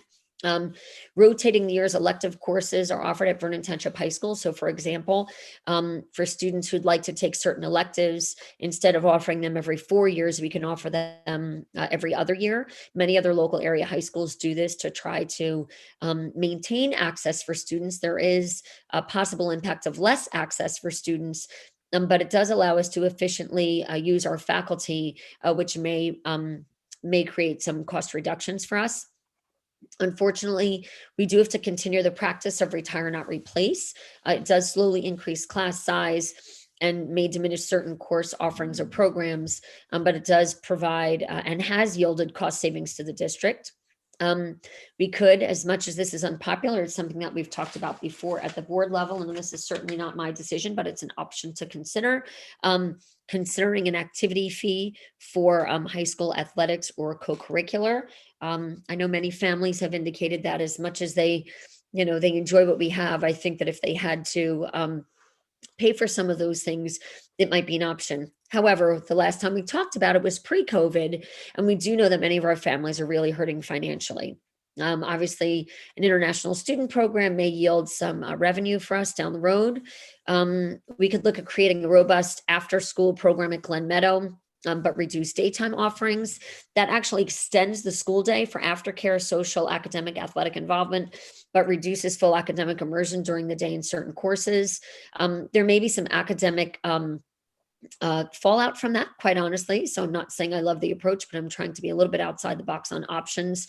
In other words, some of these courses that we offer at Glen Meadow are fabulous foundations and wonderful precursors to the really vibrant immersion and rigor that we have up at the high school.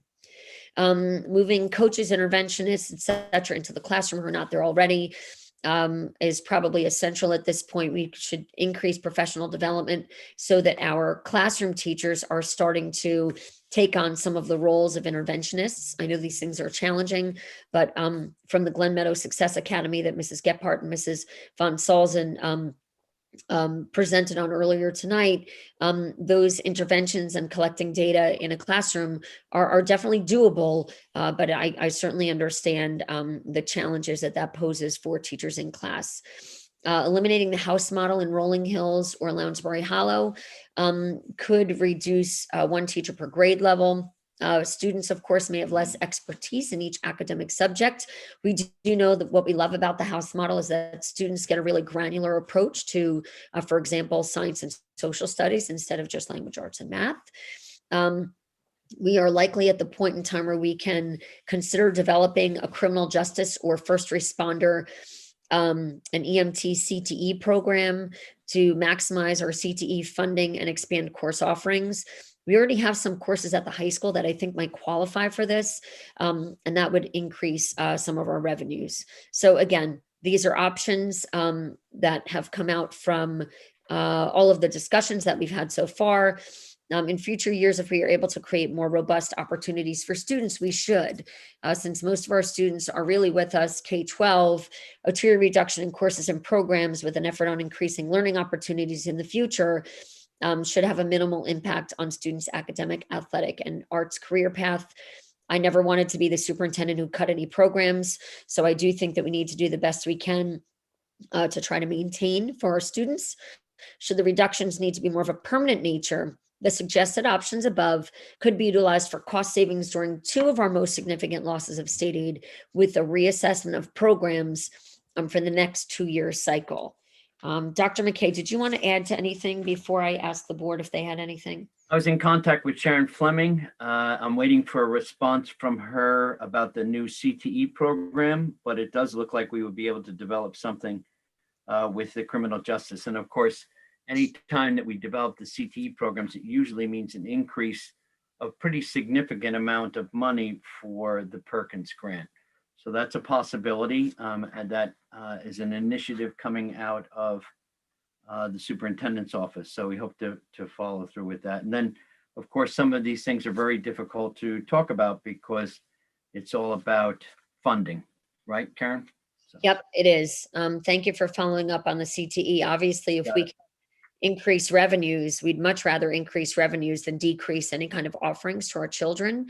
COVID has had a tremendous impact on all of us. Hopefully, we are able to budget successfully as we move into the budget season. Mr. Annunziata, any questions, I guess, from the board before we continue? I don't think so. Thank you.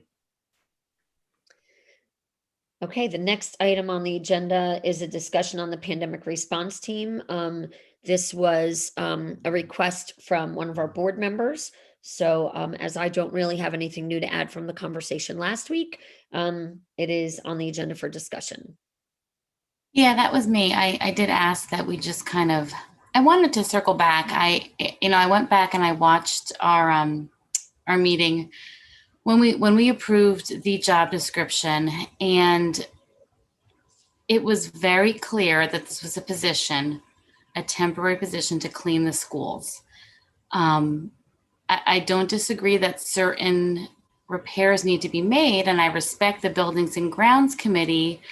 That's not the issue. I think when we have a public meeting, we have a public discussion and approve a job description for a particular reason and clearly state it's temporary,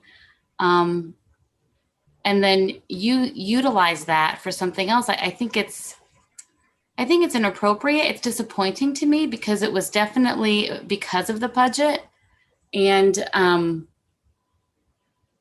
how we're watching, how we're appointing employees and different positions. It's not a gift of time. It's our taxpayers' dollars.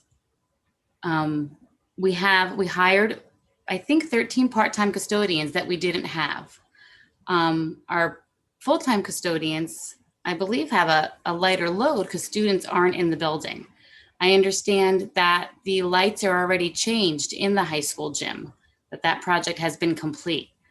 So I'm just disappointed. I feel like when government expands, it just expands. It never contracts. And this is a perfect example of it. And it's not about people. I appreciate our staff. My comments are not meant to make someone feel unimportant, but when we as a board approve something and then change that, I don't think that's honest. And that bothers me.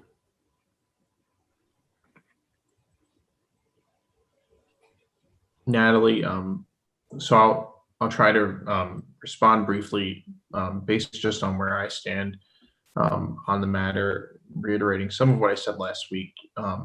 I fully appreciate where you are coming from, and I do believe that these are temporary positions. When the pandemic is no longer relevant, the positions won't be necessary in the schools. The reason that I support maintaining the positions through January 19th is because I believe that we will need these positions to be filled in January 19th. And there is a significant turnaround time in filling positions for public school employees because of the vetting process of background checks and fingerprints and board approvals that go into that. So from an operational standpoint, I think that it makes sense to maintain these employees in their employment with the district over the next few weeks. And because I believe it makes operational sense to do so, I appreciate that there are, other ways that these employees' time can be utilized when they're working for the schools. So that is where I stood last week, and I still stand there. I'm not saying you're wrong in that these positions were created to be temporary positions, and I believe they still are temporary positions. They won't be here when we no longer need them for the pandemic, but I believe we will need them in a month. So that's where I stand. I totally, I understand your point, Justin. And if we were guaranteed that we were going to open January 19th, I would probably be a little more inclined to agree with you. But from what I just heard, I'm hopeful. You guys know me, I'm a positive person. I hope that we do open, but I could see that might not happen. And then so where do we draw that line? How long do we draw out keeping staff so we don't have to restaff? And if I'm the only person, I don't have to die on this hill. We can move on. I don't want to be here till 11, but I just wanted to make that point. I would just say, excuse me, I wasn't here for the conversation last week. I think it occurred after I had left, but I do agree with you, Natalie, that they were temporary and are temporary positions for a specific purpose. I do understand both sides of the story, so I understand your argument too, Justin. But if weighing in on one side or the other, I do agree with you, Natalie, and I think it was a commitment to a temporary position for specific items that were listed on the job description, which does not contain these other maintenance projects that have come up. I also would feel if I knew we were coming back on January 19th, I would also probably lean more towards your side of the story there, Justin. But I too have concerns that that's a real date, just because of where things have headed with the pandemic and just projections that I've seen elsewhere. So I would really align with you on this subject, Natalie, and keep the pandemic response team as they were intended to be employed. And being that we're in the situation we are in now, I wouldn't continue at this point. Would anybody else like to weigh in? I think in the meeting with Buildings and Grounds, the thing that Daryl pointed out was the fact that from now until January 19th, 27 classrooms are going to get painted.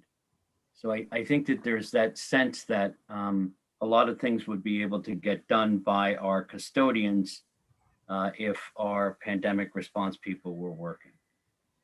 But I understand completely, Natalie, it's why I put it back on the budget, because I'm back on the agenda because I wanted your voice heard. Thanks, Chuck. I'll just ask you guys again in January, that's all. And those projects couldn't be done without the pandemic team in place, just to circle that back. Yeah, the idea, I think, for Buildings and Grounds was that they were, the pandemic response people were taking over the custodial duties along with the temporary custodians, and then our regular custodians were moving into maintenance and doing these projects. Right, I just wanted to bring that up because I don't think Joe or Mark were here for that aspect of it, so just wanted to. I was there for most of it. I had some technical difficulties, and for some, I guess for the vote, I was out. But I mean, the buildings are not vacant. Teachers are in there every day, doing work. So the buildings still have to be clean. It's not like these pandemic response employees are not doing anything. They're doing a lot of work as well. Not to the extent that we thought we would need a team that size to clean a building now that there aren't students in the building.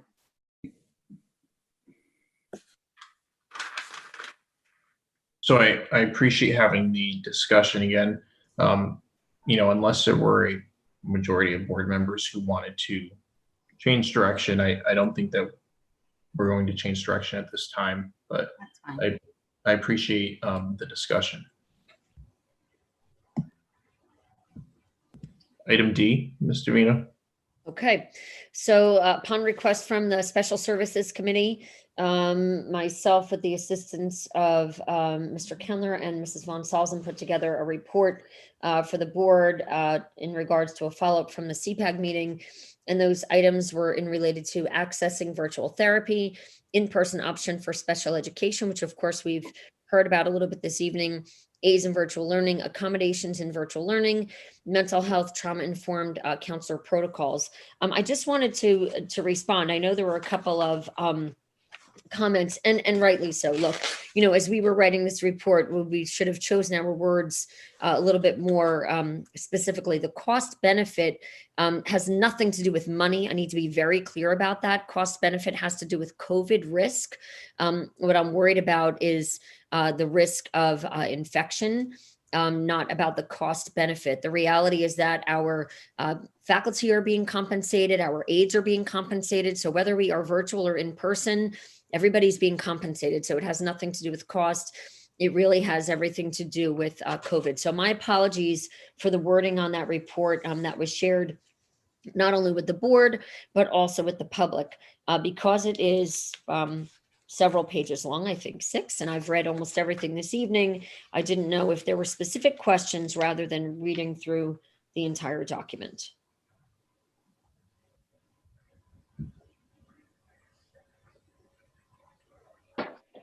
Are there questions or comments on that from the board?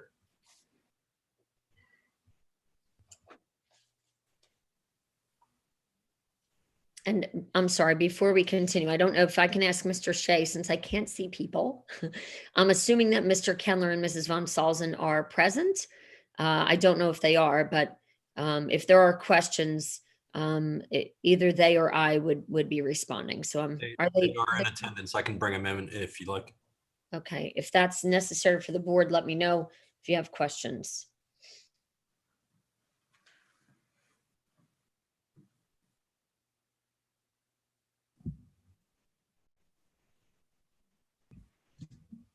I don't see any questions or comments from the board, Ms. Davina. Okay, thank you. Number 2A, two recommendations, letter A, and that actually begins at the bottom of page 4 for the board and continues to the top of page 5, the table as reflected in your agenda. Number 2A, it is recommended that the board approve the following faculty, staff resignations, retirements, terminations, leaves, transfers, assignment, changes, appointments, stipends, salary adjustments, student teaching, mentoring as listed. Can we have a motion for recommendation 2A? So moved. Second.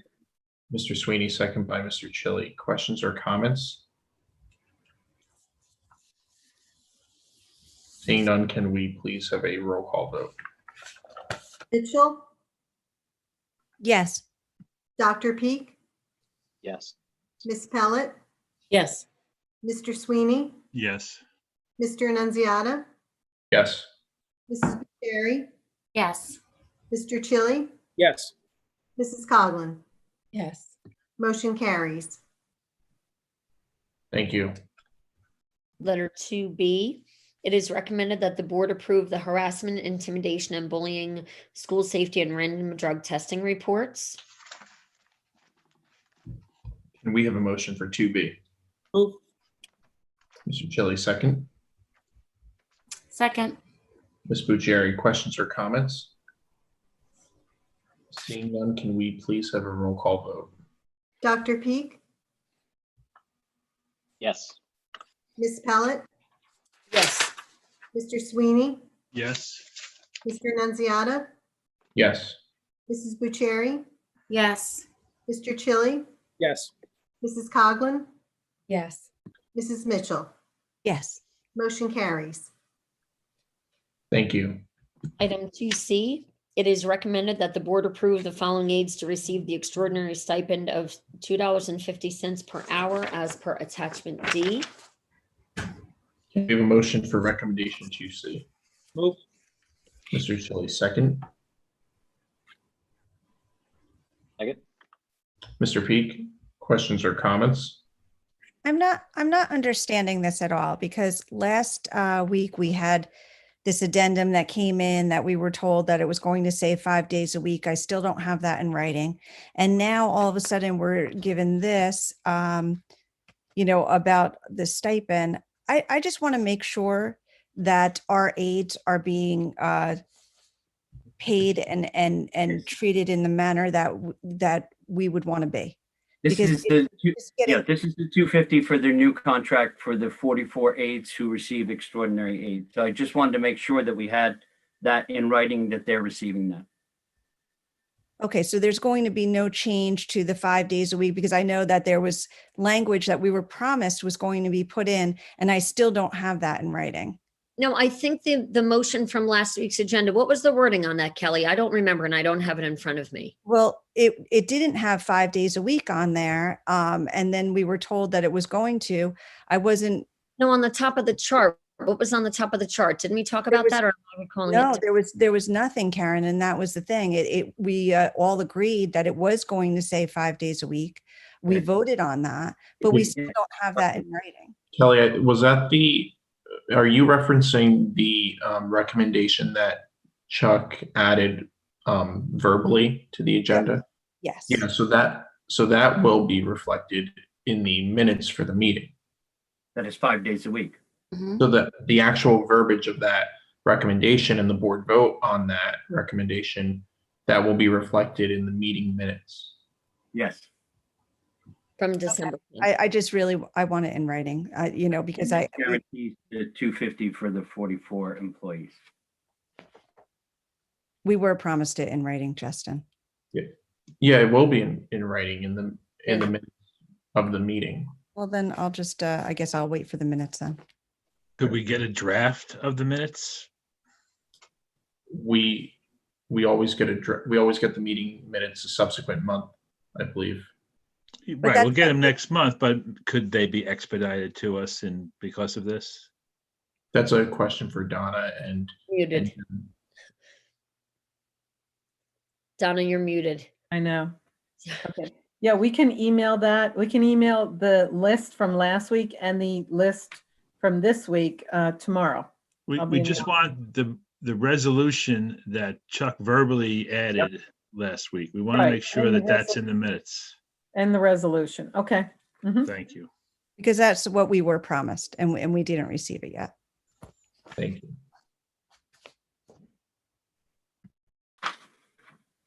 So I'm just going back to that. I just have a question because someone asked the question during the meeting. Yes, Shannon Irish did. Okay, Miss Irish, thank you. Yeah. So if we already approved this, why are we approving it again? Because they're getting new contracts, and I just wanted to make sure that they knew that the 250 was going to be in the new contract.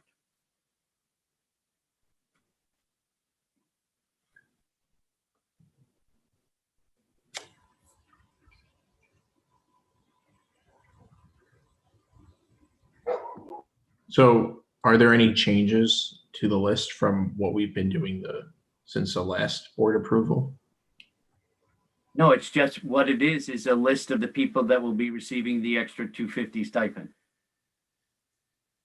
That's Right. the four names. But are there any?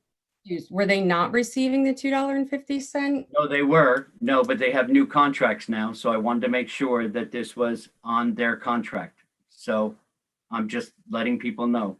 I think what happened was it was left off the list on the work session. It didn't explicitly say plus the 250.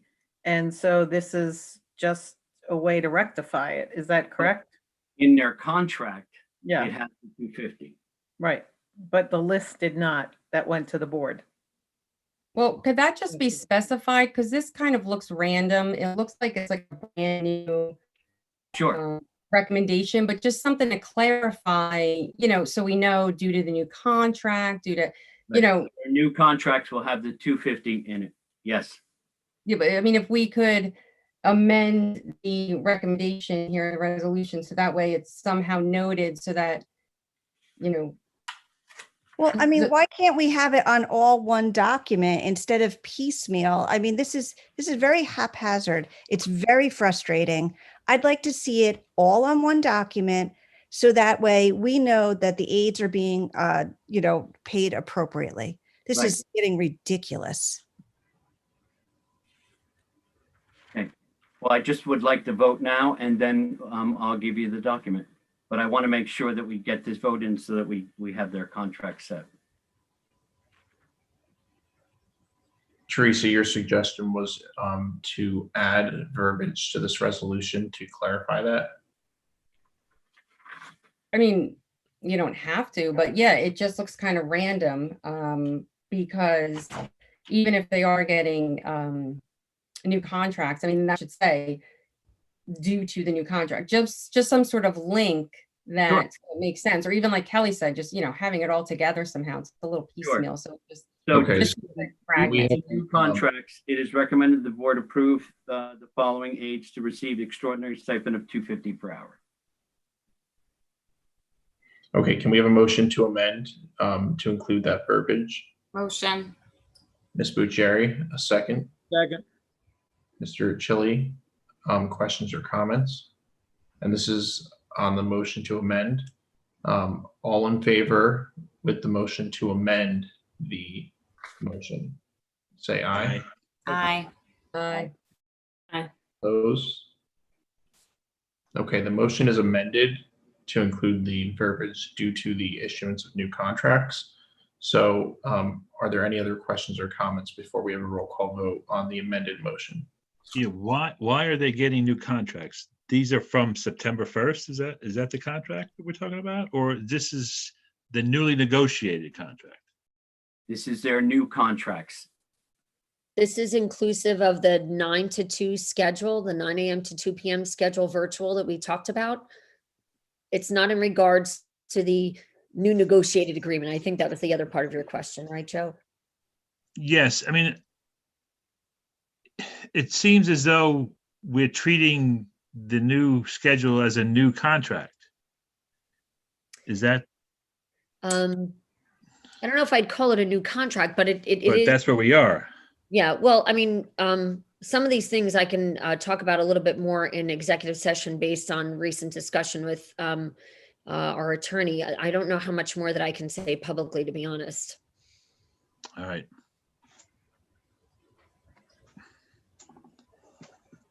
Okay, if there's no other questions or comments, can we have a roll call vote on the amended motion? Ms. Pellet, Yes. Mr. Sweeney, Abstain?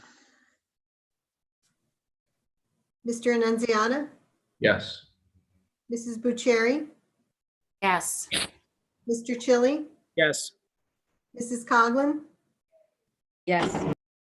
Mrs. Mitchell, Yes. Dr. Peak. Yes. Motion carries. Thank you.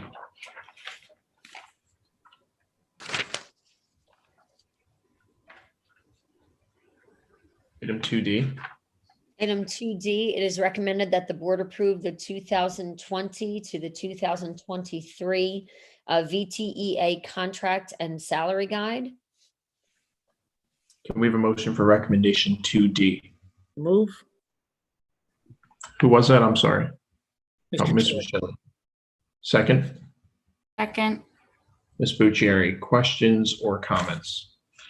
Mr. Annunziata, I just wanted to publicly recognize the members of the board, specifically Mr. Chili, the chair of negotiations, as well as Natalie Bucieri, Jen Pellet, Kelly Mitchell, who are on the negotiating team on behalf of the Board of Education.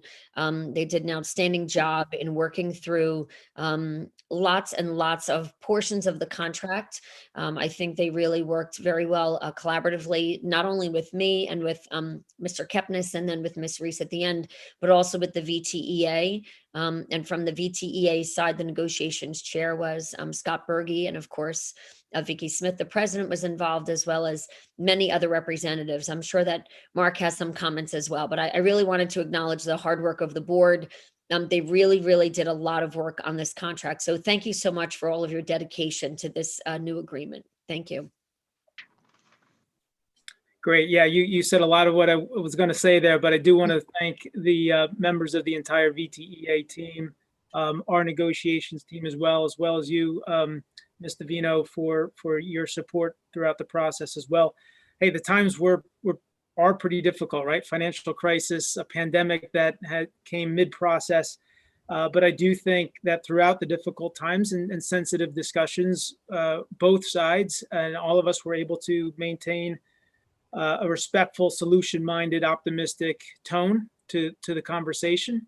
And I believe we have reached a mutually beneficial agreement that does emphasize the community we have here in the district. Thank you to the committee from the board for their hard work on this and for their counterparts on the VTEA. I'm precluded from voting on the contract, but thank you for your hard work. Okay, seeing no other questions or comments, can we please have a roll call vote? Mr. Sweeney, Abstain? Mr. Annunziata, Abstain. Mrs. Bucieri, Yes. Mr. Chili, Yes. Mrs. Coughlin, Yes. Mrs. Mitchell, Yes. Dr. Peak, Yes. Ms. Pellet. Yes. Motion carries. Thank you. Item E, it is recommended that the board approve the 2020-2021 personnel report, which was sent to the members of the board today, I believe. Can we have a motion for recommendation 2E? Move. Mr. Chili, second.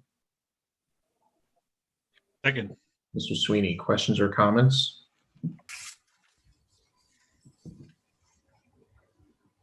Seeing none, can we please have a roll call vote? Sweeney, Yes. Mr. Annunziata, Yes. Mr. Chili, Yes. Mrs. Bucieri, Yes.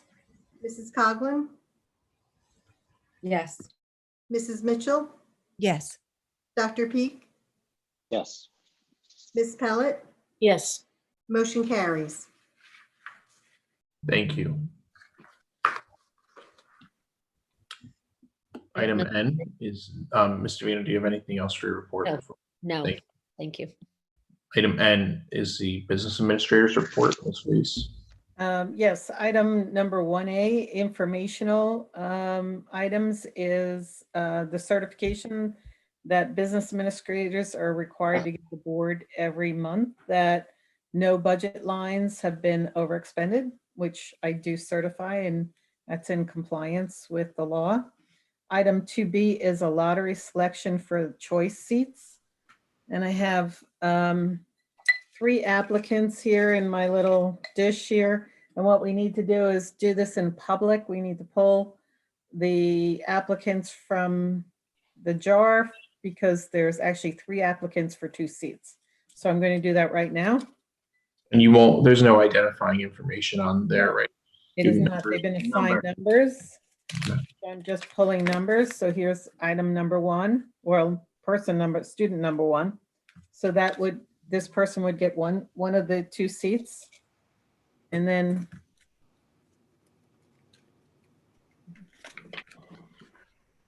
student number 2 would get the 2nd seat. Okay, so we have to do that in public and that's it. 1C is the personnel report as of December 17th. You got this in your work session, but there was a request to have the aides added into the report. So this report is as of the 17th, and it does include 91 aides in it. Under recommendations, item 1A is to recommend that the board approve financial reports, list of checks, list of hand checks, transfers, purchase orders, and that's it under 1A. We have a motion for recommendation 2A, right? Not 1A. Move. Mr. Philly, second. 2A. Second. Sweeney, questions or comments? Seeing none, can we please have a roll call vote? Mr. Annunziata, Yes. Mrs. Bucieri, Yes. Mr. Chili, Yes. Mrs. Coughlin, Yes. Mrs. Mitchell, Yes. Dr. Peak, Yes. Ms. Pellet, Yes.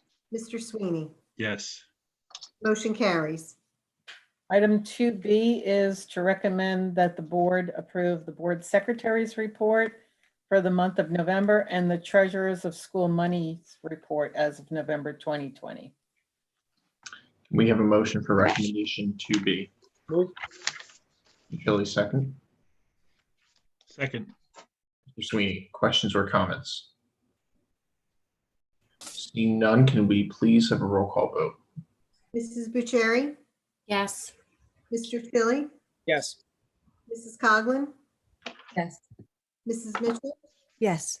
Dr. Peak, Yes. Ms. Pellet, Yes. Mr. Sweeney, Yes. Mr. Nunziata. Yes. Motion carries. Thank you. Item 2C is to recommend that the board approve Suzanne Ross to complete education evaluations at the rate of 300 per evaluation. Can we have a motion for recommendation 2C? Move. Mr. Chili, second. Second. Ms. Bucieri, questions or comments? I have a question. You know how we offer a 6th period for some high school teachers when we need an extra teacher?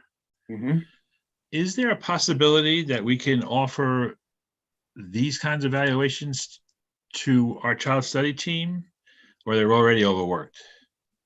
We've already offered these evaluations to our internal folks. In fact, we also have used Ed Services Commission. They are now overutilized because the whole county relies on them. So from time to time, we do need to go to outside individuals to provide things like this, educational evaluations for our students. And it's really because of the pandemic. Mr. Sweeney, this isn't something we typically run into. Each year we do have some need for outside services, but this year more than ever, we've had to reach out to outside agencies and individuals. Thank you. There was a question when the agenda came out regarding a contract for this individual.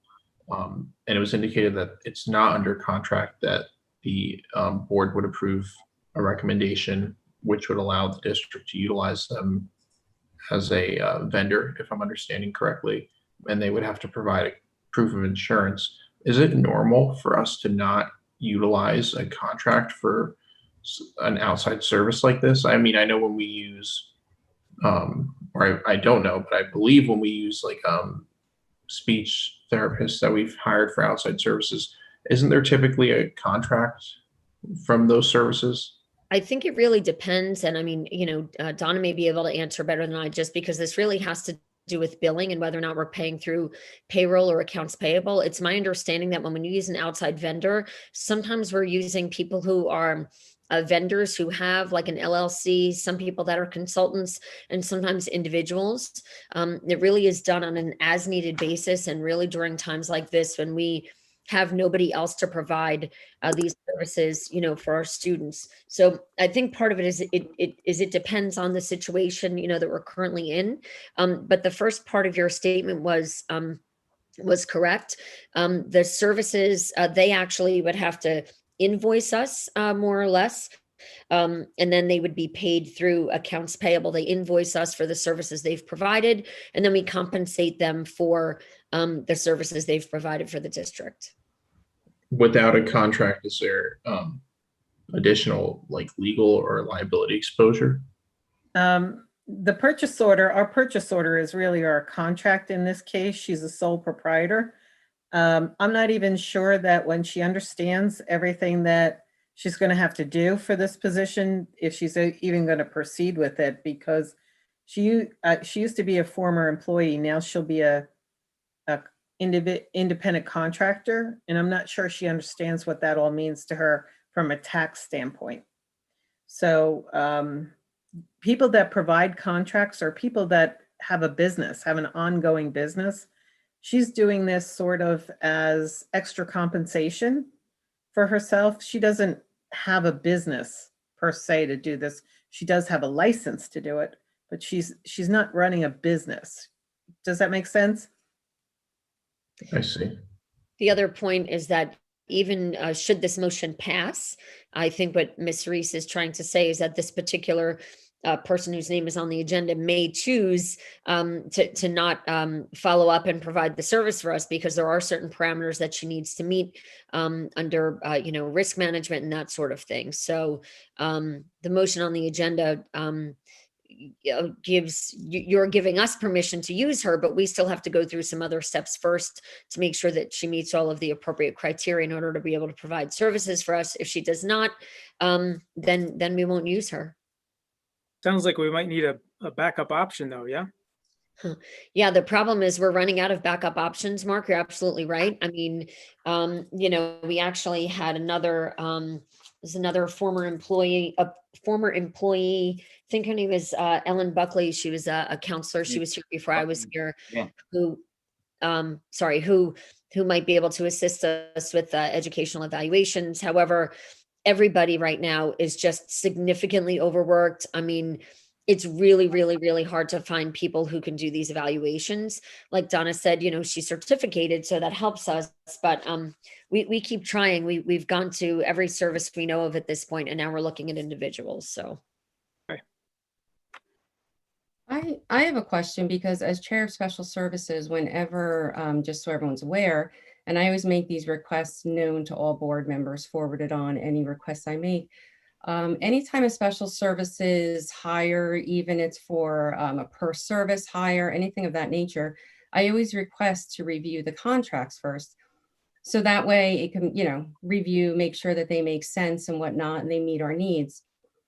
And, one of the things that I'm not understanding is, why did it get to this point? If, this is something that if someone's coming for a position, I'm just thinking it all should have been done first behind the scenes prior to coming to this point. And, the board should understand the position and should also understand, oh, sorry, everybody froze. The costs and the liabilities involved and all of that. Like, we should as a board be able to understand all that prior. And if it's not going to be a contract handed to us, if a contract is given to the person, whatever the situation is, but so that way the board is aware And the board is also made aware of the liability insurance and all of that up front. So that way that could all be reviewed, and then that way, it doesn't get to this point. But I also have another question, because I do respect the fact that we are in a pandemic and evaluations do have to be run. But was this posted? Like, has it been posted that we need either child study team members who are licensed or certified to be able to run evaluations? I don't know how we typically, I don't think we typically post these kinds of things, Teresa. I think it's a great recommendation. I think moving forward, considering we're having a really hard time finding people, posting it can't hurt. We do have a large network, as you're aware. I mentioned Ed Services Commission. We have used some other agencies in the past to provide services for us. So we do have a plethora of places that we go to seek these kinds of services when we need them. Unfortunately, we are in a predicament this year where we have not been before, and we are really just trying to get these evals done for our students. Perhaps posting would yield some people. I don't know. I certainly think it's a great suggestion, and have no issue doing that.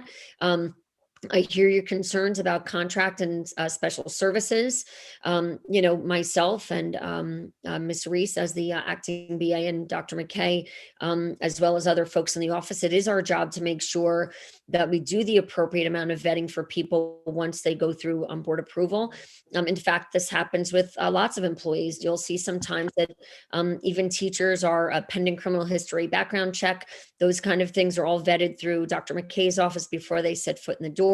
So there are many instances in public education when your administrators working on behalf of the board are making sure that we're protecting your interests and following all the appropriate guidelines, so that we are not bringing anybody into our schools who are not appropriately licensed or with insurance or any kind of liability. I mean, that's something that we take very seriously. I do love your suggestion about posting. Perhaps we'll get some folks. I'm really, concerned. No, I agree. Thank you. I mean, putting a post out for something like that, I mean, who knows? There could be someone who currently, has availability and is able to come out and possibly, already has some sort of business or something, or all the measures. But also just making sure in advance that, when someone's name, because it is going on the agenda, is aware of everything that's required to come and be able to do these kind of positions in order to protect themselves and also the board, and to best serve our students in the best possible manner. So thank you.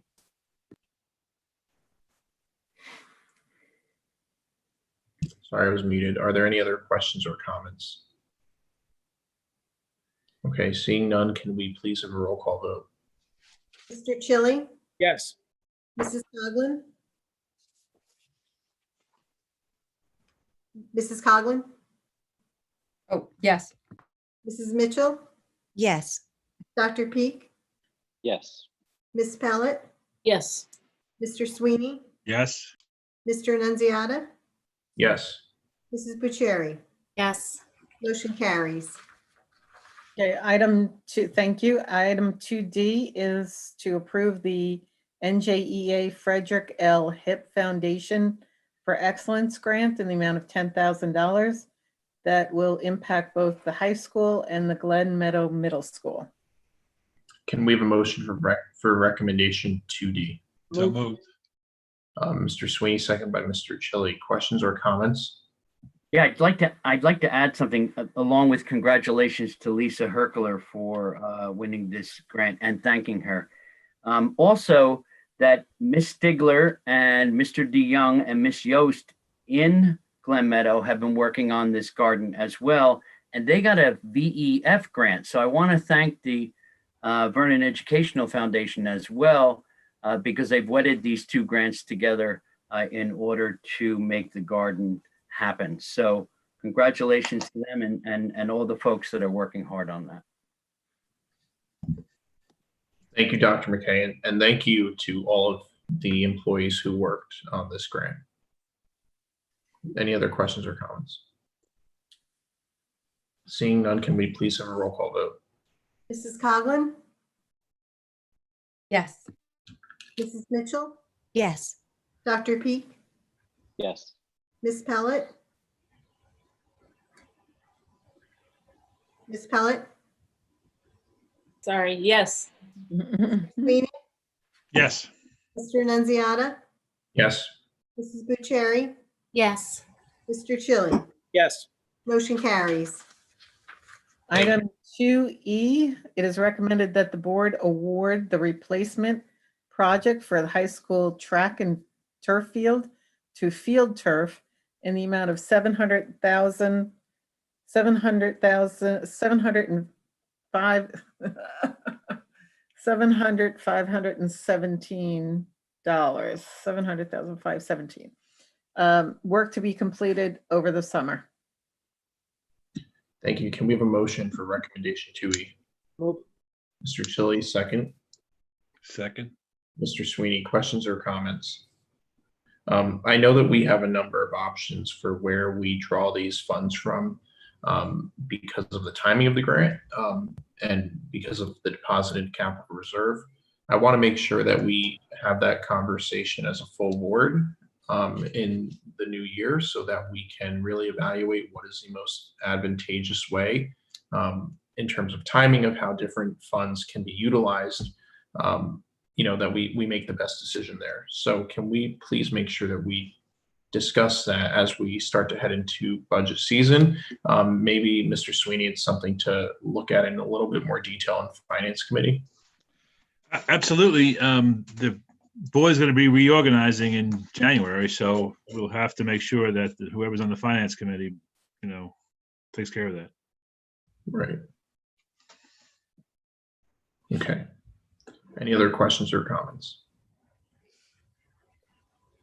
Okay, seeing none, can we please have a roll call vote? Mrs. Mitchell? Yes. Dr. Peak? Yes. Miss Pellet? Yes. Mr. Sweeney? Yes. Mr. Nunziata? Yes. Mrs. Bucieri? Yes. Mr. Chili? Yes. Mrs. Coughlin? Yes. Motion carries. Thank you. Item 2F, it is recommended that the board approve the following aides for the 2021 school year, salaries to be partially paid from the Coronavirus Relief Fund. Can we have a motion for recommendation 2F? Move. Mr. Chili, second. Second. Ms. Bucieri, questions or comments? Can you explain this, Donna? Where will the rest of the salaries come from? Well, this is what is left in the Corona Relief Fund grant, and that has to be spent by December 31st. We will take the remaining of their salaries and put it against the CARES grant. But this CRF grant expires at the end of the year. So we just want to make sure that we fully utilize all the money there. Thank you. Any other questions or comments? Seeing none, can we please have a roll call vote? Dr. Peak? Yes. Miss Pellet? Yes. Mr. Sweeney? Yes. Mr. Nunziata? Yes. Mrs. Bucieri? Yes. Mr. Chili? Yes. Mrs. Coughlin? Yes. Mrs. Mitchell? Yes. Motion carries. Thank you. Item 2G, it is recommended that the board approve the following aides for the 2021 school year, salaries to be partially paid by IDEA preschool grant funds. Can we have a motion for 2G? Move. Mr. Chili, Second. Mr. Sweeney, questions or comments? This is the same sort of thing. We're just going to spend out the line in the preschool So grant. then those, the two aides listed are preschool aides? Yes. Seeing no other questions or comments, can we please have a roll call vote? Miss Pellet? Yes. Mr. Sweeney? Yes. Mr. Nunziata? Yes. Mrs. Bucieri? Yes. Mr. Chili? Yes. Mrs. Coughlin? Yes. Mrs. Mitchell? Yes. Dr. Peak? Yes. Motion carries. Thank you. Thank you. Is there anything else under your report, Ms. Reese? Nope, that's it for tonight. Thanks. Thank you. Item O is public participation for items on the agenda or any other business. Members of the public who would like to participate and are in the Zoom webinar as attendees can please raise their hand and we'll admit you, and you'll have 5 minutes. The first hand that I've seen go up is Miss Vicky Smith. Ms. Smith, you have 5 minutes and the floor is yours. Thank you very much. I just want to thank the board and their negotiations team, as well as Vicky Smith, Lake Walkhill section of Vernon High School English teacher and president of the VTEA. But I do want to thank the board's negotiations team and my own negotiations team, which was led by Scott Berge and included Doug Miller, John Getz, Tammy DeCesar, Barbara Rodriguez, Mike Wilson, Chris Jensen, and Barbara Schell. I am very glad that we came to an agreement. It took a long time to get here, but thank you, Mr. Chili. It was kind of last minute for some things, but we're here and I truly appreciate it. Have a wonderful holiday season and we look forward to working together. Thank you, Vicky. Thank you, Ms. Smith. Do any other members of the public who are joining us as attendees? Okay, the next hand that I saw go up was from Miss Allison Guilfoyle. You have 5 minutes and the floor is yours.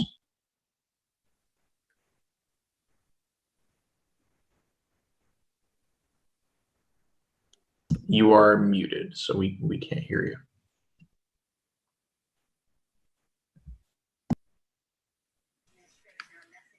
Okay, now There you can you hear me? Yes. Oh, excellent, okay. Yes, my name is Allison Guilfoyle. I'm a speech and language pathologist in grades 6 through 12. I live in Warwick. I'm not a Vernon resident. So I would just like to speak tonight about parents' request for a return to in-person learning for special ed students and also for therapies. And while I respect their requests, I just think that returning to in-person learning post-Christmas vacation is a perilous decision for special ed teachers, as well as my related services colleagues, as well as the students.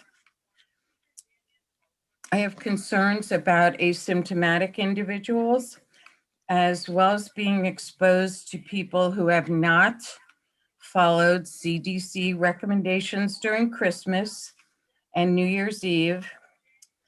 And unfortunately, current studies now indicate that COVID-19 transmission with 10 to 19-year-olds appears to be commensurate with adults. I care about my students, but I also care about COVID-19 risks for my colleagues. On their behalf, I'm requesting the board's support for us to continue to administrate virtual learning and virtual teletherapy. I know you've all heard this on the news that currently in America, each day, somebody's mom, daughter, husband, sister is dying every 30 seconds of COVID-19.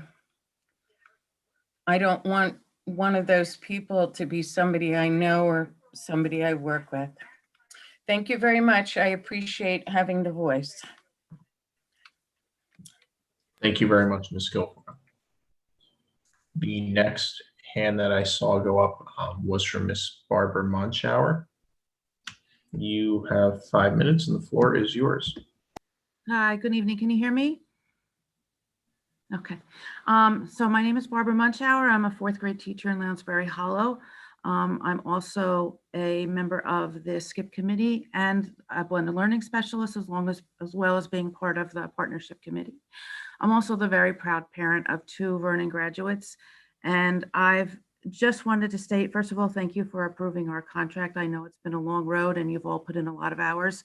It is truly appreciated. I also want to thank you for continuing the exclusively virtual learning, at least until 2 weeks after the vacation has ended.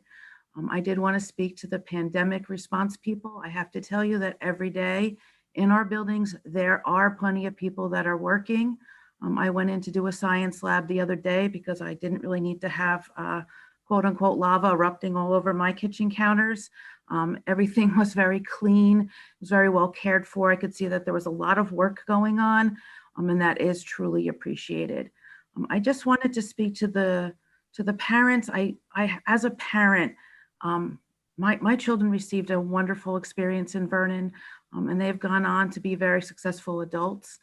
I think we do an excellent job in Vernon, and I know that parents are frustrated and they're upset and they're tired and they're worried about their kids.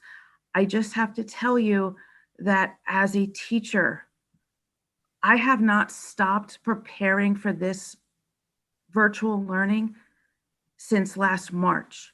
I have been getting ready. My entire summer was creating lessons and trying to make engaging activities for my students. And my students have been exclusively virtual since September. They're doing labs at home. They're creating fossils.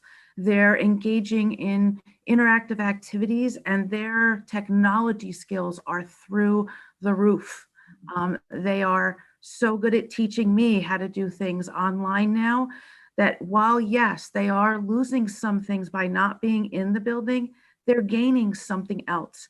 Just like every other child in the United States, and just like every child around the world, they are learning coping skills, they are learning perseverance, they are learning how to handle adversity. And my number one job, pretty much to the exclusion of everything else, has been how to make this the best fourth grade they're going to have, because it's their only fourth grade. No matter where they are, how they're learning, they're learning. We are giving them everything we have. I'm not getting to see my own family. I am giving these children everything because I know they're coming from all different situations. And so I just felt that after month of listening to criticism of what we've been doing, that you needed to know that we are giving it everything. And if you know me, and there are several of you that do know me, you know that my kids, my students come first. They get it all. And I don't know a single teacher in Vernon, or really any teacher, including my son, who is a special ed math teacher, who doesn't give their kids everything they've got every day. And I think you needed to hear that. Thank you, Ms. Monshauer. I don't see any other hands being raised at this time, so I'm going to close it to the public. Item P is open board member forum.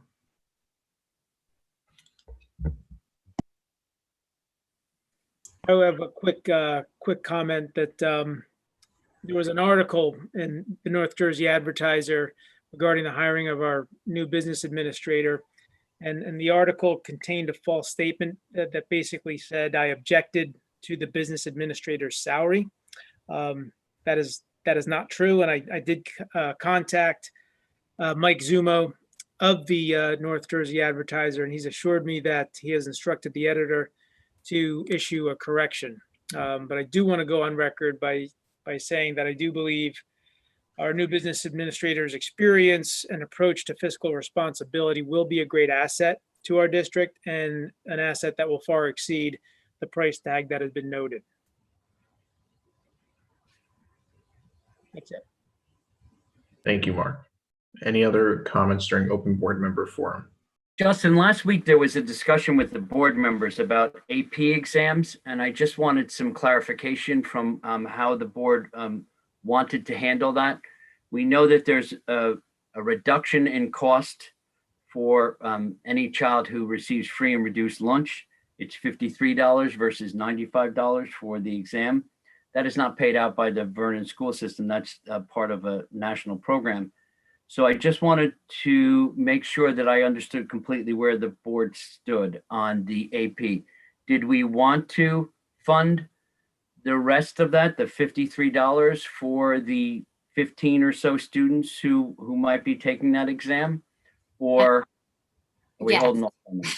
Yeah, that I was going to bring this up. This was Yeah. on my, Yeah. Since I've got on the board, we've talked about AP exams, and I think know. I can speak for everyone where we've always supported paying for the AP exams for the students who have applied and qualify for free and reduced lunch. And if I'm wrong, feel free to correct me, but I think we've all supported that. Okay. That's correct. We have. So please, however, those who don't, this year, they will be paying that testing fee Right. themselves. So I just want to clarify, because I think the question is being brought up, Chuck, because the board has never, through a resolution, authorized the payment of the remainder of that $53. Right. Right. So it's been mentioned in conversation by board members, absolutely. Yes. Yeah. And I want to do that. So just making sure that that's the direction that the board wanted to go. Do we need a resolution at this point, or may we proceed in this manner? I just find it funny that we just are now talking about a resolution where every year we've talked about this. Sure, I know. Yeah, and there was Need a years where we were resolution. paying for all the tests, and there was years that we weren't. So Yeah. I just wanted clarity, Natalie. So can I make a motion for a resolution? You want to do it right now? Sure. I'll make a motion for a resolution to pay for the free and reduced lunch for AP exams. I'll second that.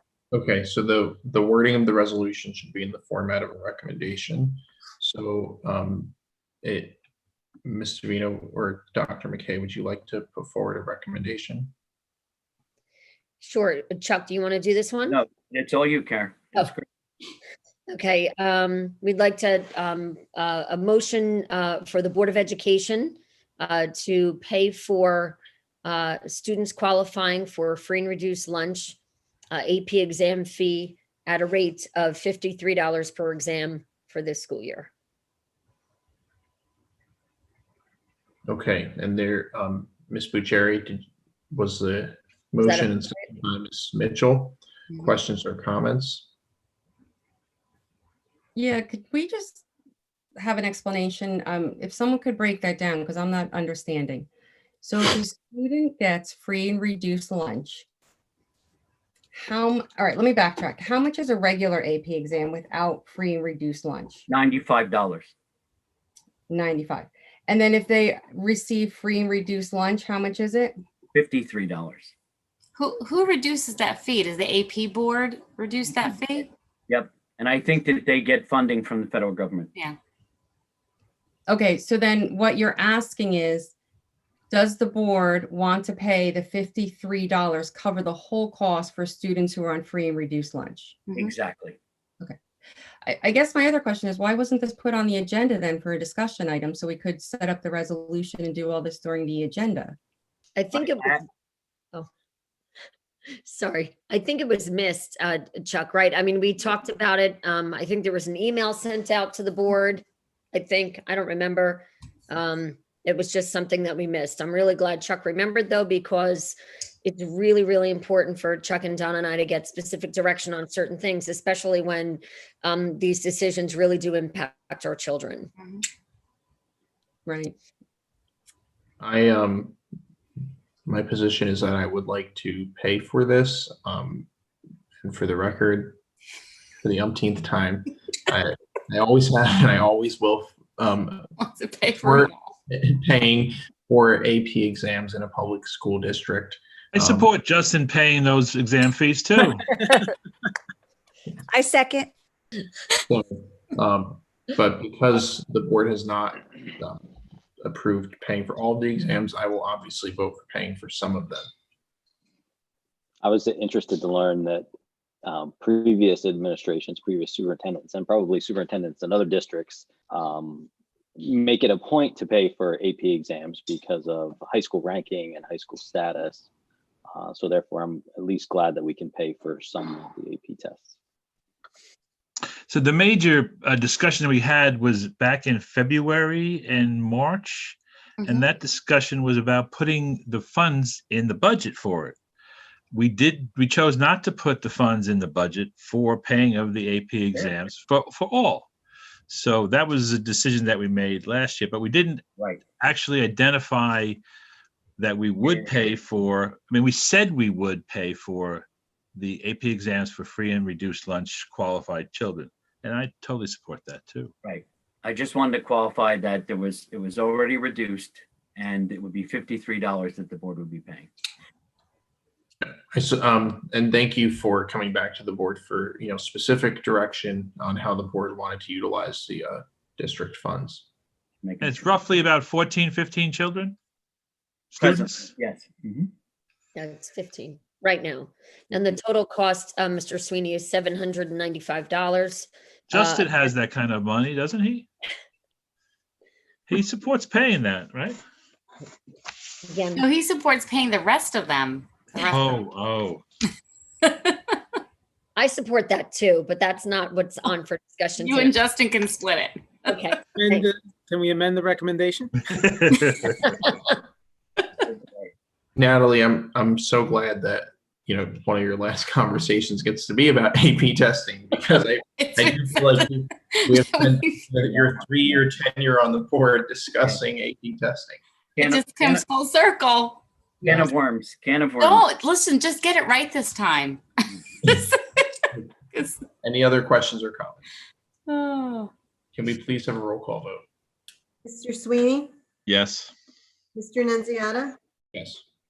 Mrs. Bucieri, Yes. Mr. Chili, Yes. Mrs. Coughlin, Yes. Mrs. Mitchell, Yes. Dr. Peak, Yes. Ms. Pellet. Yes. Motion carries. Thank you. Texted Russ Rogers. Thank you very much, everyone. Thank you. Anything else for open board member forum? I did want to, I did have a couple things I wanted to say. I did want to just quickly address what Mrs. Munchauer had brought up. And I'm one of the parents that have been fortunate enough for her children to be taught by Mrs. Munchauer, and they were really fortunate to have her. So I do appreciate that. And anytime I made a comment about wanting the children to be in person, it was not a reflection of what the teachers were doing for virtual learning by any means. It's very obvious that there's a lot of work put into the lesson plans and making it engaging and adjusting things for virtual learning as opposed to in-person learning. However, that being said, our students need to be in school. So my hope is that they will be back on your target date, Karen. I hope that doesn't change. I will be reaching out and advocating for that as a parent come January. So I really do. I feel very strongly about that. And I hope it's for all of our students. And I just want to say I will miss our board meetings. I have enjoyed working with each and every one of you. I have definitely enjoyed my time on the board. Times where we've maybe not agreed or had some discussions that might have had some tension. I still felt that we worked together. We were able to respectfully disagree. And I just really appreciate that. I've learned a lot of interesting things about our school systems, and I am just very appreciative and thankful. And I will miss you guys. You will be missed, Natalie, by me. Thank you. And I'm sorry I can't see you in person. It's a little disappointing, gotta say. Sorry to see you go, Natalie. And you too, Mike.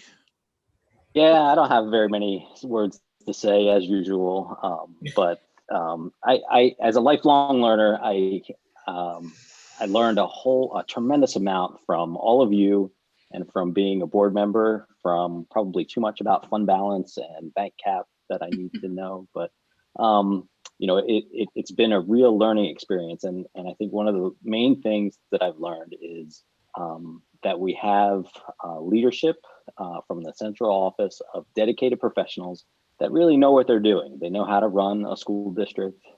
They know how to make decisions. And we have a lot of dedicated teachers, as case in point, Ms. Munchauer, that run our district every day and impact our children. And I think education is the noblest profession, and giving students the education that they deserve is the best thing that you can do for a child. So thank you all, and I appreciate serving on the board with y'all. Thanks, Mike. That was nice. Anything else for open board member forum? Okay. Thank you again, Natalie and Mike. Item Q is for closed session. So it is recommended that the board enter second closed session for the purposes of discussing contractual, personnel, and student matters. Can I have a motion to go into close? Let's see, first closed session? Well, that the wording on the agenda was reflective of the intention to have a first when we did not. Right, so this is the first. The second one. Yes. Can I have a motion? Move. Motion. Mr. Chili, second. Ms. Bucciari, was that a Yeah, that was a motion. Yeah. question? All in favor? Aye. Aye. Okay, we are enclosed. Now, So- do we go to that other link? Oh, Matt, Yeah, if you could go to Karen's link, like, I mean, I can kick out the attendees, but they could conceivably come back in here. So you're going to want to go into your private Zoom with Karen. So leave this meeting and go into that. and we will, and for the record, we will adjourn from that Zoom. No action will be taken when we come out. That's what I was going to ask, if you could just say no action will be taken. Yes. All right. You guys have a wonderful night. Thanks. Merry Thanks, Matt. Christmas. take care. Merry Christmas. Matt and Jennifer, Merry Christmas. and Merry Christmas. Matt, video tomorrow morning about the putting